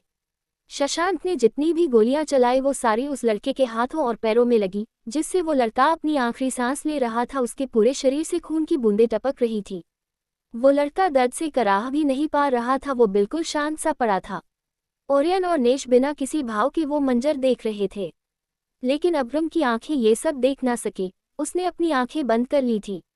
अब्रम के मन में काफी सॉफ्टनेस थी, वो अपने सामने किसी को दर्द में नहीं देख सकता था और यहाँ तो शशांक ने एक जिंदा लाश बना दिया था अपने सामने बंधे लड़के को। पर वो कुछ बोल भी नहीं पाया क्योंकि उसे पता था शशांक सही है। उस लड़के ने कुछ इन्फॉर्मेशन के लिए उनके एक मासूम एम्प्लॉय की जान ले ली थी, वो भी काफी बुरे तरीके से।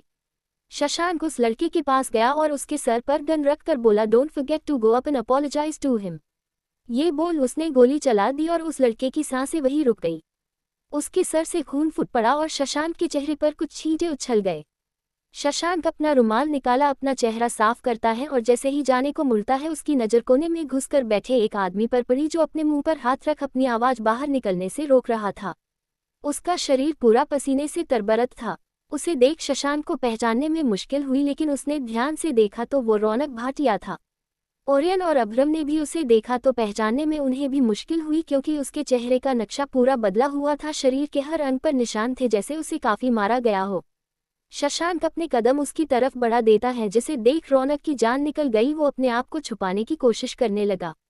शशांक अपने पैरों के पंजों पर बैठकर बोला, वेल रौनक भाटिया, कैसा लगा यहाँ आकर? मन तो लग गया ना? उसकी बात सुन रौनक उससे नजरें नहीं मिला रहा था और वही शशांक के चेहरे पर डेविल स्माइल आ गई। वो अपनी शर्द आवाज में बोला, तुमने सुना ना अभी मैंने क्या कहा? मेरे एम्प्लॉय मेरे लिए काफी इंपॉर्टेंट है, तो सोच रहा हूँ तुम्हारा भी हिसाब करके ही जाओ। ये सुन रौनक की आंखों में खौफ नजर आने लगा। वो शशांक के पैरों में घिरते हुए बोला, मुझे माफ कर दीजिए सर, मुझसे गलती हो गई, मैं कभी ये गलती दोबारा नहीं करूंगा। मैं हर लड़की से माफी मांग लूंगा, प्लीज मुझे माफ कर दीजिए। ये सुन शशांक खड़ा होकर बोला, माफी मांगने से गलती खत्म नहीं हो जाती, तुम ये तब तक भुगतोगे जब तक तुम्हारी जान नहीं निकल जाती। ये बोल वो बाहर चला गया और उसके पीछे अब्रम, ओरियन और नेश भी। वो बाहर आया तो नेश उसके पीछे आते हुए बोला, बॉस ओरियन सर के कहने पर हमने रितेश रॉय को बर्बाद कर दिया। पर जिन लोगों ने मंदिर में हमला किया था उनका क्या करना है? उसकी बात सुन शशांक बिना भाव के बोला, जाने दो उन्हें, लेकिन उन्हें ये अच्छे से समझा देना कि आइंदा नजर ना आए। ये बोल वो 2 कदम आगे बढ़ाता है कि नेश फिर बोला, बॉस एक और बात, मिस्टर एंड्रिक सारंग 2 दिन पहले ही इंडिया आए हैं। उसकी बात सुन शशांक के कदम रुक गए। ओरियन भी ये नाम सुनकर रुक गया। वही अब्रम ये नाम सुन कुछ सोचने की कोशिश कर रहा था। शशांक जाते हुए बोला, कुछ करने की जरूरत नहीं है, बस नजर रखना। ओरियन और अब्रम भी उसके पीछे चले गए। कुछ देर बाद वो लोग कार में थे और कार सुनसान रास्ते पर दौड़ रही थी। अब्रम चुप्पी तोड़ते हुए बोला, वैसे मैंने ये एंड्रिक नाम पहले भी सुना है, पर कहाँ सुना, याद क्यों नहीं आ रहा? शशांक उसकी बात काटकर बोला, ओरियन मैं आज घर नहीं आ रहा, तुम गाड़ी होटल की तरफ मोड़ लो। वो ऐसी हालत में स्मृति के सामने नहीं जाना चाहता था। ओरियन हाँ में सर हिला गाड़ी मोड़ देता है। रात के 12 बजे स्मृति बेड पर अकेले लेटी हुई थी। वो कब से शशांक का इंतजार कर रही थी, लेकिन वो नहीं आया। उसे लग रहा था कि शशांक उसके कुछ ना बोलने पर नाराज है, इसीलिए वो बाहर चला गया। स्मृति की आंखों में आंसुओं की बूंदें लुढ़क गई। उसे शशांक को बताना चाहिए था कि वो भी उससे कितना प्यार करती है। वो अपना फोन लेकर शशांक के नंबर निकालती है जिस पे हब्बी लिखा था। वो उसे कॉल करती, लेकिन कुछ सोचकर रुक गई। फिर उसने आंसू लुढ़काते हुए उसे मैसेज किया, आप कब तक आएंगे? ये मैसेज कर उसकी नर्वसनेस का कोई ठिकाना नहीं था। उसके हाथ कांप रहे थे और उसका दिल धक धक कर रहा था। ऊपर से आंसू रुकने का नाम नहीं ले रहे थे। वो मैसेज सीन होने का इंतजार कर रही थी। इधर होटल में शशांक कुछ फाइल्स रीड कर रहा था, क्योंकि उसे स्मृति के बिना नींद तो आने से रही। तभी उसके फोन पर मैसेज की रिंग बजी। शशांक एक नज़र उसे देख इग्नोर कर देता है, लेकिन फिर कुछ सोच फोन को ऑन करता है। स्क्रीन पर स्मृति का मैसेज देख उसने जल्दी अपना काम छोड़ उसका मैसेज चेक किया, जिसे पढ़ उसे काफी खुशी हुई। इधर स्मृति खुद को शांत करती है और फोन साइड में रखने को होती है, उससे पहले उसका फोन वाइब्रेट हुआ। ये देख उसका दिल जोर जोर से धड़कने लगा। वो कैप्टे हाथों से फोन उठाकर कान पर लगाती है।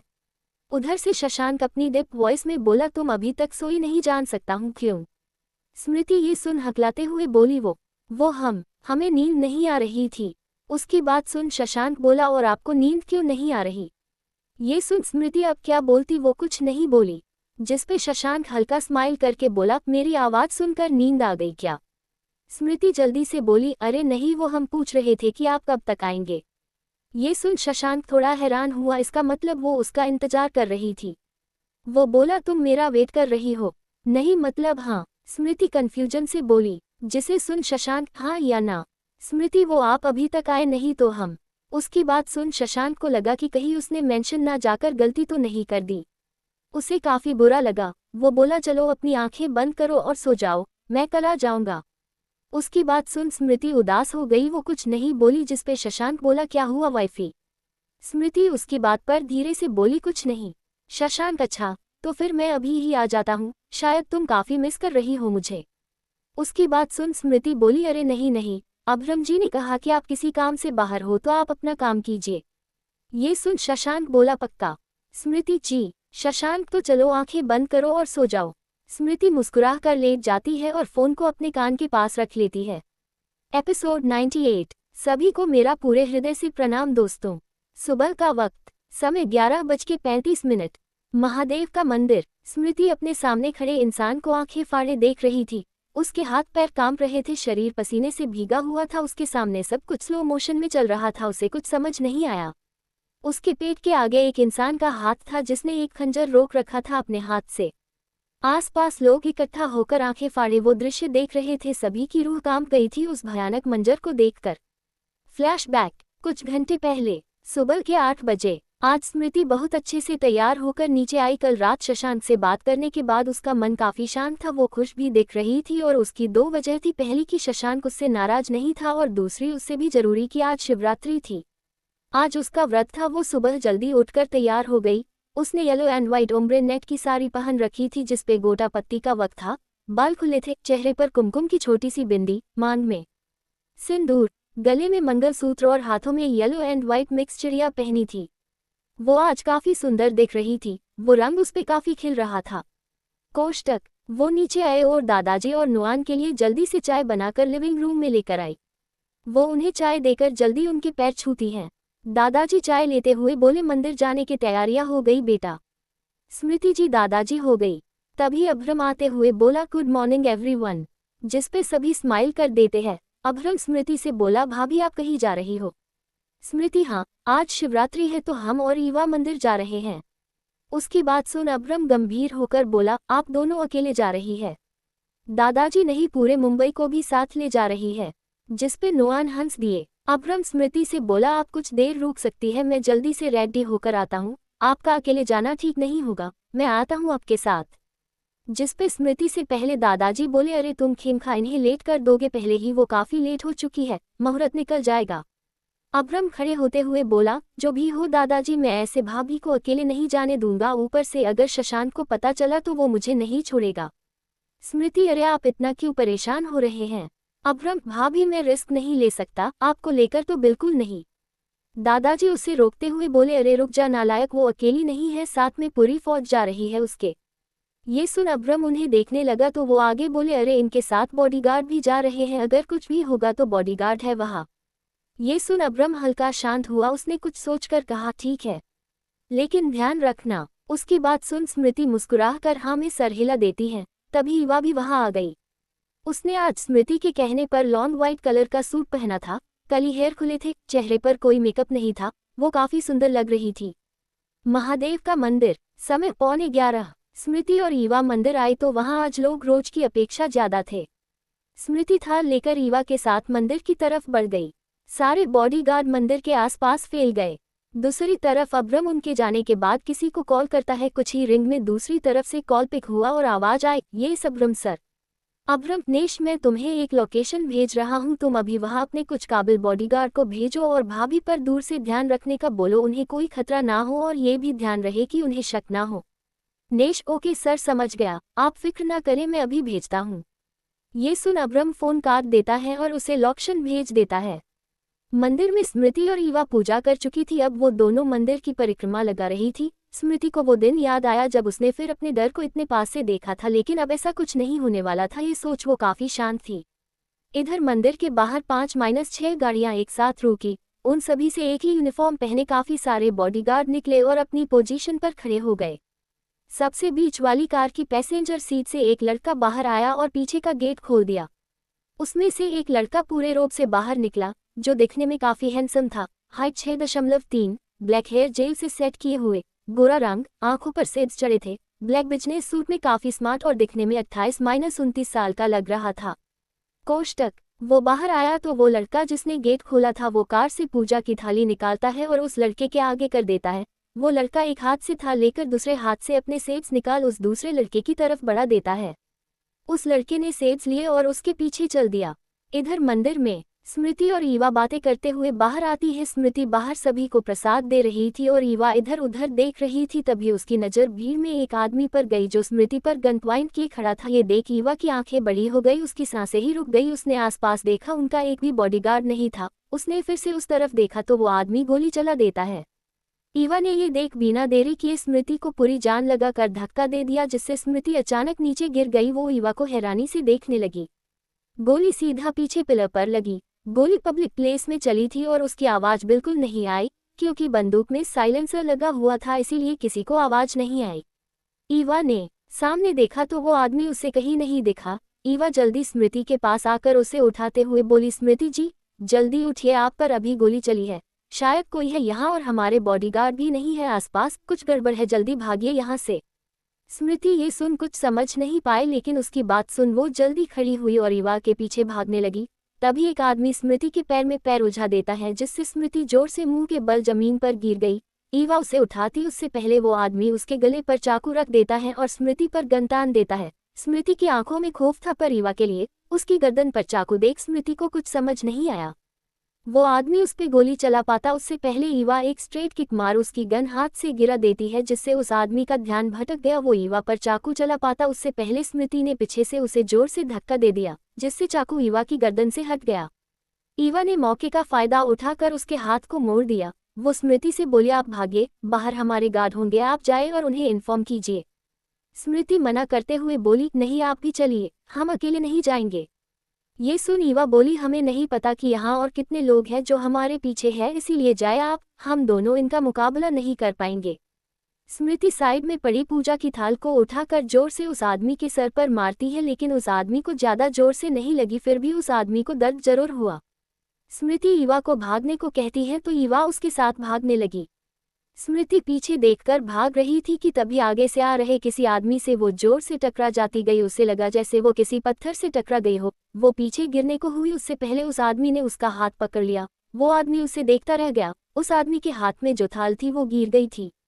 ईवा जल्दी स्मृति के पास आकर बोली, स्मृति जी भागिए जल्दी। स्मृति ने एक नज़र उस आदमी को देखा और अपना हाथ छुड़ा भागने लगी। वो दोनों 3 या 4 कदम ही आगे बढ़ी थी कि 5-6 लोगों ने उन्हें घेर लिया। उन्हें देख ईवा और स्मृति काफी घबरा गई। उन्हें कुछ समझ ही नहीं आया कि वो क्या करे, ऊपर से इतने सारे लोग, क्या वो दोनों इनका मुकाबला कर पाती? असंभव। वो आदमी पलटकर उन दोनों को देखता है और इतने लोगों को और उनके हाथों में हथियार देख वो वहीं रुक गया। उसके साथ जो वो दूसरा लड़का था वो उससे बोला, बॉस हमें यहाँ से चलना चाहिए, यहाँ खतरा हो सकता है आपको। ये सुन वो आदमी कुछ नहीं बोला, वो बस स्मृति को ही देख रहा था। उसके बॉडीगार्ड ने उसे कवर कर लिया था। एक आदमी भाग कर आया तो ईवा ने घूमकर एक जोर से लात उसके सीने पर मार दी, जिससे वो आदमी काफी दूर जाकर गिरा। दूसरा आदमी ईवा को पीछे मारने को हुआ तो स्मृति ने अपने हाथ में पकड़ी थाल घुमाकर उसके शोल्डर पर मार दी, जिससे वो आदमी धम से जमीन पर गिर गया। ईवा अपने सामने खड़े आदमी को मारती उससे पहले उस आदमी ने उसका हाथ पकड़ उसे जोर से जमीन पर गिरा दिया। उसे देख स्मृति उसके पास आती उससे पहले एक आदमी हाथ में चाकू लेकर उसकी तरफ दौड़ा। उसे अपनी तरफ आता देख स्मृति अपनी जगह पर जम गई। उसके सामने शशांक का चेहरा आने लगा। क्या ये उसका अंत था? उसने डर से आंखें बंद कर ली। ईवा जोर से चिल्लाई, स्मृति हटिए वहां से। पर वो चाकू उसके पेट में लगता उससे पहले वो आदमी उस गुंडे का हाथ पकड़ लेता है। वो सब इतना जल्दी हुआ था कि किसी को कुछ समझ नहीं आया। फ्लैशबैक एंड स्मृति की आंखें लाल हो गई थी। तभी उस लड़के के साथ जो दूसरा लड़का था वो जोर से बोला, इंद्रिक सर। ईवा की सांसें रुक सी गई, वो वही जम गई। Episode 99 what happened friends, why are you all not liking and commenting. Smriti अपनी सांस रोककर खड़ी थी। जब उसे दर्द नहीं हुआ तो उसने धीरे से अपनी आंखें खोली। उसने देखा सामने वो आदमी जिससे वो टकराई थी, वो उस चाकू मारने वाले का हाथ पकड़कर खड़ा था। ये देख स्मृति 2 कदम पीछे हो गई। डर से वो कांप रही थी। ईवा जोर जोर से सांसें लेने लगती है, जो अभी कुछ सेकंड पहले रुक गई थी। वो आदमी उस गुंडे का हाथ पकड़ मोड़ देता है, जिससे वो गुंडा बुरे तरीके से झटपटाने लगता है। फिर वो अपने गार्ड्स को इशारा करता है तो सारे गार्ड्स उन गुंडों पर गन तान देते हैं। वो आदमी पलटकर स्मृति को देखता है जो अभी भी डर से कांप रही थी। वो कुछ बोलता उससे पहले ईवा जल्दी से स्मृति के गले लग गई, जिससे स्मृति होश में आए और उसने भी ईवा को गले लगा लिया। तभी मंदिर के बाहर 5-6 गाड़ियां रुकी और उनसे बॉडीगार्ड बाहर आए। वो जल्दी से वहां खड़े गुंडों और बॉडीगार्ड पर गन पॉइंट करके खड़े हो गए। उनमें से एक बॉडीगार्ड स्मृति और ईवा के सामने जाकर बोला, मैम आप ठीक तो है, प्लीज जल्दी घर चलिए। ईवा उससे बोली, क्या प्रूफ है कि तुम हमारे ही बॉडीगार्ड हो? उसकी बात सुन वो बॉडीगार्ड अपनी आईडी प्रूफ बताते हुए बोला, मम ये रही मेरी आईडी, आप भरोसा कर सकती है। ईवा और स्मृति ने देखा कि उस पे सा एम्पायर का लोगो था। ये देख उन्हें यकीन हो गया। ईवा, इन बॉडीगार्ड से कहो कि ये इनके लोगों से गन हटा दे, इन्होंने हमारी मदद की है। ये सुन वो बॉडीगार्ड एक बार उस आदमी को देखता है और फिर सभी बॉडीगार्ड से गन हटाने को कहता है और गुंडों को ले जाने का इशारा करता है। स्मृति उस आदमी को देखकर बोली, धन्यवाद हमारी मदद करने के लिए। ये सुन वो आदमी कुछ नहीं बोला और मंदिर की तरफ बढ़ गया। उसके पीछे वो सारे बॉडीगार्ड भी अंदर चले गए। स्मृति और ईवा गाड़ी में जाकर बैठ गई। वो दोनों अभी भी काफी घबराई हुई थी। स्मृति की धड़कनें अभी भी तेज थी, उसके हाथ पैर ठंडे पड़े थे। ईवा का भी कुछ यही हाल था। वो दोनों घर आए तो उस बॉडीगार्ड ने कहा, मैम हमने सर को इन्फॉर्म कर दिया है। स्मृति हाँ में सर हिलाकर बाहर आ गई। वो अंदर आई तो वहां कोई नहीं दिखा, शायद घर पर कोई नहीं था। स्मृति वही सोफे पर बैठ गई। ईवा उसके लिए पानी लेने किचन में चली गई। तभी एंट्रेंस के बाहर 5-6 गाड़ियां रुकी। स्मृति आवाज सुन डर से गेट की तरफ देखने लगी। शशांक कार से जल्दी उतर अंदर आया। उसके दिमाग में अभी यही चल रहा था कि स्मृति कहाँ है, वो कैसी है, ठीक तो है। वो कुछ और सोच ही नहीं पा रहा था, बस उसे स्मृति को देखना था। स्मृति ने शशांक को अंदर आते हुए देखा तो जैसे उसकी जान में जान आ गई हो। वो भाग कर गई और शशांक से लिपट गई। उसने काफी मजबूती से उसे पकड़ लिया था। शशांक ने भी उसे काफी कसकर गले लगा लिया। आज अगर स्मृति को कुछ हो जाता तो वो क्या करता ये उसे भी नहीं पता। स्मृति उसके गले लगकर रोने लगी और शशांक उसे शांत कराने के लिए उसकी पीठ सहला रहा था। ईवा बाहर आए तो उसने शशांक और उसके पीछे खड़े ओरियन को देखा, जिसे देख वो वहीं रुक गई। शशांक स्मृति को बाहों में उठाकर कमरे में ले गया। ओरियन ने ईवा की तरफ देखा तो जल्दी उसके पास आकर बोला, आप ठीक है? ईवा बिना भाव के बोली, मैं ठीक हूँ। ये बोल वो पानी का ग्लास वहीं रख अपने कमरे में चली गई। ओरियन कुछ समझा नहीं, लेकिन अभी उसके लिए इम्पोर्टेंट था कि ये हमला किसने करवाया। इधर शशांक स्मृति को आराम से बेड पर बैठाकर पानी का ग्लास उसकी तरफ बढ़ा देता है। स्मृति धीरे से पानी पीने लगती है, उसकी आंखों से आंसू अभी भी नहीं रुके थे। शशांक स्मृति को बेड पर आहिस्ता से लेटा देता है और बोला, अब डरने की जरूरत नहीं है, मैं हूं यहाँ। ये बोल वो स्मृति के पास बैठ उसके सर को सहलाने लगा। स्मृति की आंखें भारी होने लगी, उसे पता ही नहीं चला कि कब उसे नींद आ गई। शशांक धीरे से उसे कंबल ओढ़ा उसके फोरहेड पर किसकर रूम से बाहर आ गया। उसका चेहरा पूरा काला पड़ गया था। उसके दिमाग में अब एक ही बात थी, जिसने भी ये हमला किया वो उसे जिंदा नहीं छोड़ेगा। वो स्टडी रूम में आया और बुक्स लैब से एक बुक निकाली। बुक के पीछे एक फिंगरप्रिंट लॉक था। उसने अपनी इंडेक्स फिंगर उस पे लगाई। तभी वो लाइब्रेरी की जो पूरी वॉल थी वो साइड हो गई। शशांक के सामने एक रूम था। शशांक उस रूम में एंटर हुआ तो वो वॉल अपने आप बंद हो गई। वहाँ ओरियन भी था। रूम में हर जगह काफी डिवाइस लगे थे। सामने एक बड़ी सी स्क्रीन थी जिसके पास नीचे बहुत सारे कंप्यूटर थे। हर तरफ कोई ना कोई डिवाइस रखा था। उस बड़ी सी स्क्रीन पर मंदिर की फुटेज चल रही थी और उन्हें ओरियन चला रहा था। फुटेज तब की थी जब स्मृति को ईवा ने धक्का दिया था। शशांक उसके पास आया और देखने लगा कि कैसे वो वहां से भाग रही थी और स्मृति एक आदमी से टकरा गई। ओरियन उस आदमी की शक्ल देख हैरान हो गया। वो शशांक की तरफ देखता है जो काफी गुस्से से वो पिक्चर देख रहा था, जिसमें एक आदमी चाकू से स्मृति पर वार करने दौड़ता है, लेकिन वो आदमी चाकू मारने वाले का हाथ पकड़ लेता है। शशांक गुस्से से बोला, ये किसका काम है? ओरियन, मिस्टर कपूर का। ये सुन जैसे शशांक का दिमाग ठनका। वो गुस्से से उस कमरे से बाहर चला गया। उसे देख ओरियन भी उसके पीछे चला गया। दूसरी तरफ वो आदमी जिसने स्मृति की जान बचाई थी वो बैक सीट पर बैठा था और दूसरा लड़का पैसेंजर सीट पर। वो लड़का उस आदमी को मिरर में देख हिम्मत करके बोला, एंड्रिक सर। वो आदमी जो पीछे बैठा था उसका नाम एंड्रिक सारंग है। जैसा कि पहले ही बता दिया कि वो दिखने में काफी हैंडसम और स्मार्ट है। एंड्रिक इंडिया का था, लेकिन उसका बिजनेस अफ्रीका में था और वो वहीं रहता भी है। कुछ काम से ये इंडिया आया था और वो क्या काम है वो आगे पता चलेगा। और आगे जो पैसेंजर सीट पर लड़का बैठा है उसका नाम युआन गर्ग है। वो भी दिखने काफी अच्छा है और वो एंड्रिक का असिस्टेंट है। एंड्रिक के हाथ जो टाइपिंग के लिए चल रहे थे वो रुक गए। वो युआन को बिना भाव के देखता है तो युआन जल्दी से बोला, नो प्रॉब्लम सर। फिर रुक कर हम सीधा विला चले। एंड्रिक बाहर देखते हुए बोला, मुझे शशांक के बारे में अभी की सारी इन्फॉर्मेशन चाहिए। युआन, सर पता चला है कि शशांक अग्निवंशी ने शादी कर ली है।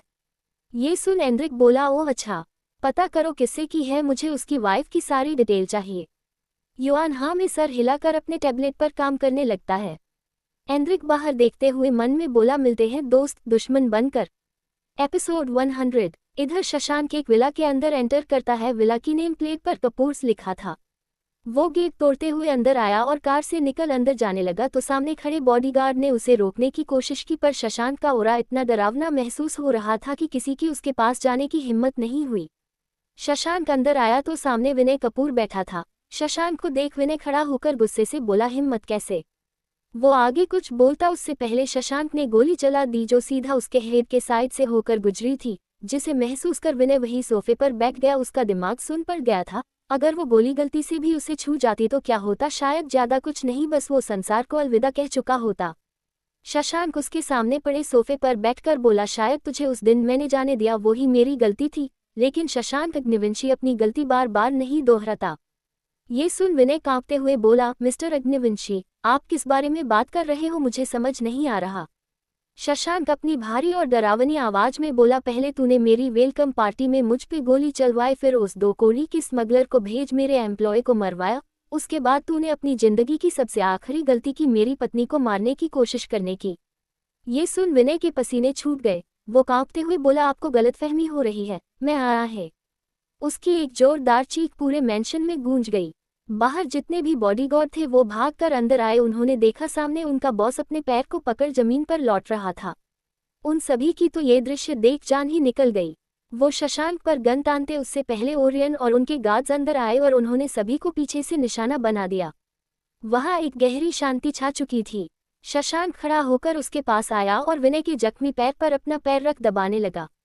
विनय दर्द से तड़प उठा, उसके सारे बॉडीगार्ड की आंखें खौफ से फैल गई। शशांक उसके शोल्डर पर शूट कर देता है। विनय भीख मांगते हुए दर्द से बोला, प्लीज मुझे माफ कर दो, तुम जो कहोगे मैं करूंगा। उसकी बात सुन शशांक गुस्से से बोला, मैं चाहता हूं तू ऐसी मौत मरे जिससे देखने वाले की रूह कांप जाए। विनय डरते हुए पीछे गया तो शशांक ओरियन की तरफ देखता है तो ओरियन हाँ में सर हिला देता है। शशांक बाहर की तरफ चला जाता है और बाकी के बॉडीगार्ड विनय को उठाकर ओरियन के पीछे बाहर चल देते हैं। शशांक स्विमिंग पूल के पास खड़ा था। पानी शांत था। विनय को जब वहां लाया गया तो शशांक एक रबड़ की बॉल पानी में फेंकता है। सभी को कुछ समझ नहीं आया, लेकिन अगले ही पल विनय की रूह कांप गई। उसके हाथ पैर ठंडे पड़ गए। उसे अपने सामने अपनी मौत दिख रही थी। पानी में पिरान्हा मछलियों के झुंड ने 1 सेकंड में ही उस बॉल के चिथड़े कर दिए थे। विनय रोते हुए बोला, शशांक शशांक प्लीज मुझे माफ कर दो, तुम चाहो तो मुझे गोली मार दो लेकिन ये मत करो। विनय को याद आया कि शशांक एक भयानक मौत देने के लिए भी काफी प्रचलित हैं। शशांक डेविल स्माइल लिए बोला, तुमने सुना नहीं क्या मेरे बारे में? तुमने गलती कर दी मेरी वाइफ पर नजर डालकर। अगर तूने कुछ और किया होता तो मैं थोड़ा रहम दिखाता, लेकिन तूने वो किया जिसके लिए मैं तुझे छोड़ने की तो क्या आराम से मौत देने के लिए भी नहीं सोच सकता। अब सजा के लिए तैयार हो जा। ये बोल वो अपने बॉडीगार्ड को इशारा करता है तो बॉडीगार्ड विनय के एक पैर को पानी में डालते हैं। तभी 5 सेकंड में पिरान्हा ने उसके पैर की हड्डी तक चबा डाली। विनय दर्द से तड़प रहा था, वो चीख चिल्ला रहा था, पूरा पानी लाल हो गया था। दूर से जो विनय के बॉडीगार्ड देख रहे थे वो तो वही जम गए थे, उनकी आत्मा जैसे शरीर से बाहर निकाल दी हो किसी ने। वही शशांक और ओरियन बिना भाव के उसे तड़पता हुआ देख रहे थे और शशांक के बॉडीगार्ड को भी कोई फर्क नहीं पड़ रहा था। शशांक बॉडीगार्ड से विनय को पानी में छोड़ने का इशारा कर जाने के लिए मुड़ ही था कि विनय की चीखें उसके कानों में पड़ी और सिर्फ 15 सेकंड में पिरान्हा ने उसका सफाया कर दिया था। इधर मेंशन में बाकी सभी को भी पता चल गया था कि ईवा और स्मृति पर हमला हुआ है। दादाजी शिव प्रतीक मेन हॉल में बैठे शशांक और ओरियन का इंतजार कर रहे थे।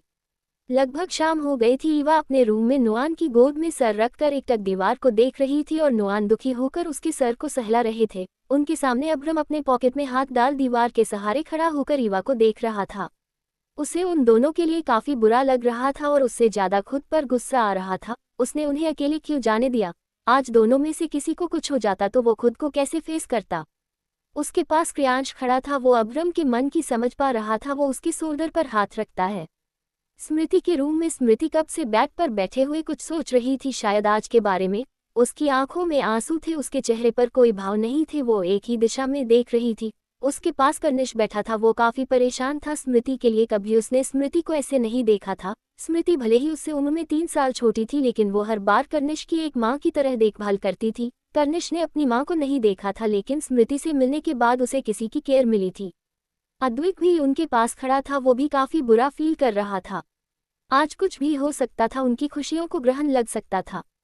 तभी स्मृति की तंद्रा टूटी। वो कर्निश से बोली, क्या समय हुआ? उसकी आवाज सुन दोनों उसे देखने लगे। अद्विक टाइम देखकर बोला, भाभी 6 बज रहे हैं, क्या हुआ?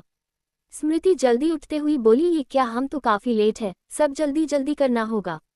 कर्निश और अद्विक एक दूसरे को देखने लगे। कर्निश स्मृति के पास जाकर बोला, क्या हुआ भाभी, आपको कहाँ जाने में लेट हो रहा है? स्मृति उसकी बात पर कुछ नहीं बोली, वो कुछ ढूंढ रही थी। कर्निश उसका हाथ पकड़कर बोला, क्या हुआ भाभी, बताए ना, आप कहाँ जा रही है? मुझे काफी टेंशन हो रही है।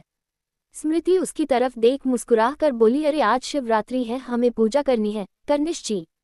उसकी स्माइल देख कर्निश और अद्विक हैरान थे, वो स्मृति को समझ नहीं पा रहे थे। अभी तो वो इतना परेशान डरी हुई थी और अब अचानक अद्विक स्मृति के पास आकर बोला, लेकिन भाभी आप ठीक तो हैं?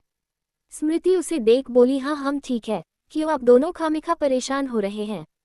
फिर वो कर्निश के हाथ पर हाथ रखकर बोली, हम कब तक परेशान रह सकते हैं जब आप सभी हमारे साथ हो। हम हमेशा महादेव का धन्यवाद करते हैं और करते रहेंगे, क्योंकि उन्होंने हमें आप सब जैसे देवर जो उन्होंने दिए हैं।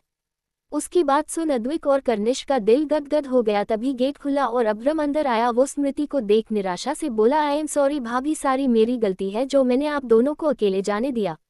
अगर आज कुछ भी हो जाता तो पता नहीं मैं खुद को कैसे फेस करता। ये बोल वो चुप हो गया। उसे अंदर से काफी दुख हो रहा था कि आज उसकी एक लापरवाही की वजह से कुछ भी हो सकता था। स्मृति उसके पास आकर बोली, हमें ये समझ नहीं आ रहा कि आप खुद को क्यों दोषी मान रहे हैं, जबकि आपकी कोई गलती भी नहीं है। जो होना था हो गया और इसमें किसी की गलती नहीं है। अब्रम, फिर भी भाभी, आई एम सॉरी, अगर मैं आता तो ये सब नहीं होता। स्मृति ये सुन झूठा गुस्सा करते हुए बोली, हमें लगा था भाई अपनी बहन की बात सुनते हैं और मानते भी हैं, लेकिन आप तो ना हमारी सुन रहे हैं और ना ही मान रहे हैं। अब्रम मना करते हुए बोला, नहीं भाभी, मैं बस। स्मृति हल्के गुस्से से बोली, बस अगर अब आपने एक और बार सॉरी कहा तो हम आपको एक असली बहन की छवि दिखा देंगे, वो भी डरावनी वाली। अब्रम ये सुन परेशान हो गया। वही अद्विक और कर्निश स्मृति के साथ हंसने लगे और अब्रम उन्हें देखने लगा। उन्हें देख उसके चेहरे पर भी स्माइल आ गई। फिर स्मृति अचानक सीरियस हो गई, जिसे देख उन तीनों की भी हंसी गायब हो गई। स्मृति उनको घूरते हुए बोली, हम क्या हंसे, आप सब भी हंसने लगे। अद्विक जल्दी से बोले, अरे नहीं भाभी। स्मृति उनके सीरियस फेस देख हंसते हुए बोली, अरे हम मजाक कर रहे थे, आप सबके चेहरे देखने योग्य थे। ये बोल वो हंसने लगी और उसे देख उन तीनों को खुद की बेवकूफ़ी पर हंसी आ गई। स्मृति तीनों से बोली, अच्छा अब आप सब चलिए, हम तैयार होकर आते हैं, वैसे भी काफ़ी लेट हो गए हम पूजा में। ये सुन तीनों सर हिलाकर चले गए। स्मृति वॉशरूम में गई तो उसकी आंखों में आंसुओं की बूंदें टपकने लगी। वो अपने मुंह पर हाथ रख खुद को शांत कराने लगी। उसे पता था उसे देख सभी काफ़ी परेशान थे और वो उन्हें परेशान नहीं देखना चाहती थी, लेकिन आज जो हुआ वो उससे अभी भी डरी हुई थी। कोई भी नॉर्मल इंसान ऐसे जानलेवा हमले से डरेगा ही। इधर वो सब नीचे आए तो दादाजी उनसे बोले, क्या हुआ स्मृति बेटा, कैसी है। अब्रम उनके पास बैठते हुए बोला, भाभी काफ़ी समझदार है दादाजी, अपना पेन छुपाना उन्हें बेखूबी से आता है। कर्निश हल्का उदास होकर बोला, हाँ दादू, हम सब परेशान ना हो इसीलिए वो खुद को नॉर्मल दिखा रही है, लेकिन उनका डर, घबराहट उनकी आंखों में दिख रहा है। ये सुन सभी काफ़ी परेशान हो गए। तभी नुआन भी उन सब के पास आकर बैठते हैं। उनके चेहरे की मायूसी देख पता चल रहा था कि ईवा ने कुछ नहीं कहा। ईवा जब से आई थी वो कुछ भी नहीं बोल रही थी, कहीं खुशी गई थी। वो सभी को बिल्कुल वैसी लग रही थी जैसी वो यहाँ आई थी। अद्विक बोला, वैसे शशांक और ओरियन कब तक आएंगे। जिस पे शिव बोले, ओरियन से हुई है बात, कुछ देर में आ जाएंगे। इधर स्मृति नहा धोकर नीचे आई तो वो सीधा ईवा के रूम में गई। ईवा एकटक दीवार को ही देख रही थी। स्मृति उसके पास आते हुए प्यार से बोली, ईवा। ये सुन ईवा स्मृति की तरफ देखती है। स्मृति उसके पास बैठ उसे प्यार से गले लगाती है। एक प्यारा सा एहसास पाकर ईवा भी स्मृति को गले लगा देती है। उसकी आंखों से आंसू आने को तैयार थे। उसने जब उस आदमी को स्मृति की तरफ चाकू लेकर भागते देखा तो उसे लगा जैसे उसने स्मृति को भी खो दिया, अपने मॉम डैड की तरह। ये फिर से सोच उसके आंसू बहने लगे। स्मृति उसकी पीठ से हिलाने लगी। वो बोली, जो होना था वो हो गया ईवा, देखो अब हम दोनों सुरक्षित हैं तो क्यों वो सब सोचकर दुखी होना। पता है तुम्हें, तुम आज बिल्कुल अलग लग रही थी। तुमने साबित कर दिया कि तुम दुनिया की सबसे स्ट्रॉन्ग गर्ल हो, जिसने खुद से ज़्यादा हमारी सोची, हमें बचाने का प्रयास किया। और अब आप अगर ऐसे ही चुप रहेंगी तो हम भी ऐसे ही अपना अच्छा खासा मूड खराब कर देंगे। ये सुन ईवा स्मृति को और टाइट हक कर रोने लगती है। इधर नुआन उठते हुए बोले, हम स्मृति और ईवा को देख कर आते हैं। जिस पे दादाजी हाँ में सर हिला देते हैं। वो गए ही थे कि एंट्रेंस से शशांक और ओरियन अंदर आए। उन्हें देख कर्निश बोला, भाई पता चला हमला किसने किया था। शशांक उसकी बात का कोई जवाब नहीं देता और सीधा अपने कमरे की तरफ जाने लगता है तो अद्विक बोला, अरे यार भाभी ईवा के रूम में है। ये सुन शशांक एक नज़र उसे देख अपने कदम स्टडी रूम की तरफ बढ़ा देता है। इधर नुआन दरवाजे पर ही खड़े अंदर देख रहे थे। स्मृति काफ़ी प्यार से ईवा को समझा रही थी। स्मृति, एक मिनट, कहीं आप पूजा नहीं करना चाहती इसीलिए तो बहाने नहीं बना रही, वरना कल तो आप कह रही थी कि आप भी पूरी रात की पूजा करेगी हमारे साथ। उसकी बात सुन ईवा उससे दूर होकर अपना नाक साफ करके बोली, कुछ भी, मैं क्यों बहाने बनाऊंगी। स्मृति उसके आंसू साफ करते हुए बोली, अच्छा ऐसा है तो चलिए जल्दी बात लेकर आइए, हम मंदिर में आपका वेट कर रहे हैं। ये बोल वो उसे खड़ा कर बाथरूम में भेज देती है और खुद बाहर आती है तो नुआन को देख बोली, आप बाहर क्यों खड़े थे दादाजी। नुआन अपने आंखों में आई नमी को साफ करके बोले, गॉड तुम्हें हमेशा खुश रखे बेटा, तुमने जिस तरीके से ईवा को संभाला उस तरीके आज तक मैं उसे नहीं संभाल पाया। तुम्हारा मैं हमेशा थैंकफुल रहूंगा बेटा। उनकी बात सुन स्मृति बोली, ये आप कैसी बातें कर रहे हैं दादाजी, ईवा हमारी बहन की तरह है और उसे परेशानी में देख हम कैसे शांत रह सकते हैं। वो दोनों ऐसे कुछ देर बात करते हैं और फिर स्मृति मंदिर में जाकर पूजा की तैयारी करने लगती है और उसकी मदद क्रियांश, प्रतीक और कर्निश कर रहे थे। ऐसा सिर्फ देखने में लग रहा था लेकिन वो तीनों तो आपस में ही लड़ रहे थे। अद्विक वहां आया तो उसे पता चला कि वो तीनों भी स्मृति के साथ जागने वाले हैं। तो पहले तो वो खूब हंसा, उसके बाद स्मृति से बोला, ऐसा कुछ नहीं है भाभी, आप इनकी बातों में ना ही आओ। पिछली बार इन्होंने पूजा आंटी के साथ पूजा करने का वादा किया था और पहली पूजा में ही सो गए। ये सुन वो तीनों चीर गए और स्मृति ईवा हंस दी। शशांक ऊपर से स्मृति को देख रहा था। सभी ने मिलकर पहली पूजा की ओर सोने चले गए। वहां सिर्फ अब कर्निश, प्रियांश और प्रतीक थे ईवा और स्मृति के साथ। वो कभी स्मृति ईवा के लिए चाय बनाते या कभी बैठ स्मृति से ज्ञान की बातें सुनते। ऐसे ही उनकी चारों पहर की पूजा समाप्त हुई। क्या होगा आगे, क्या करेगा शशांक, और क्या होगा जब एंड्रिक को पता चलेगा कि उसने जिस लड़की को बचाया वो ही मिसेज शशांक अग्निवंशी है।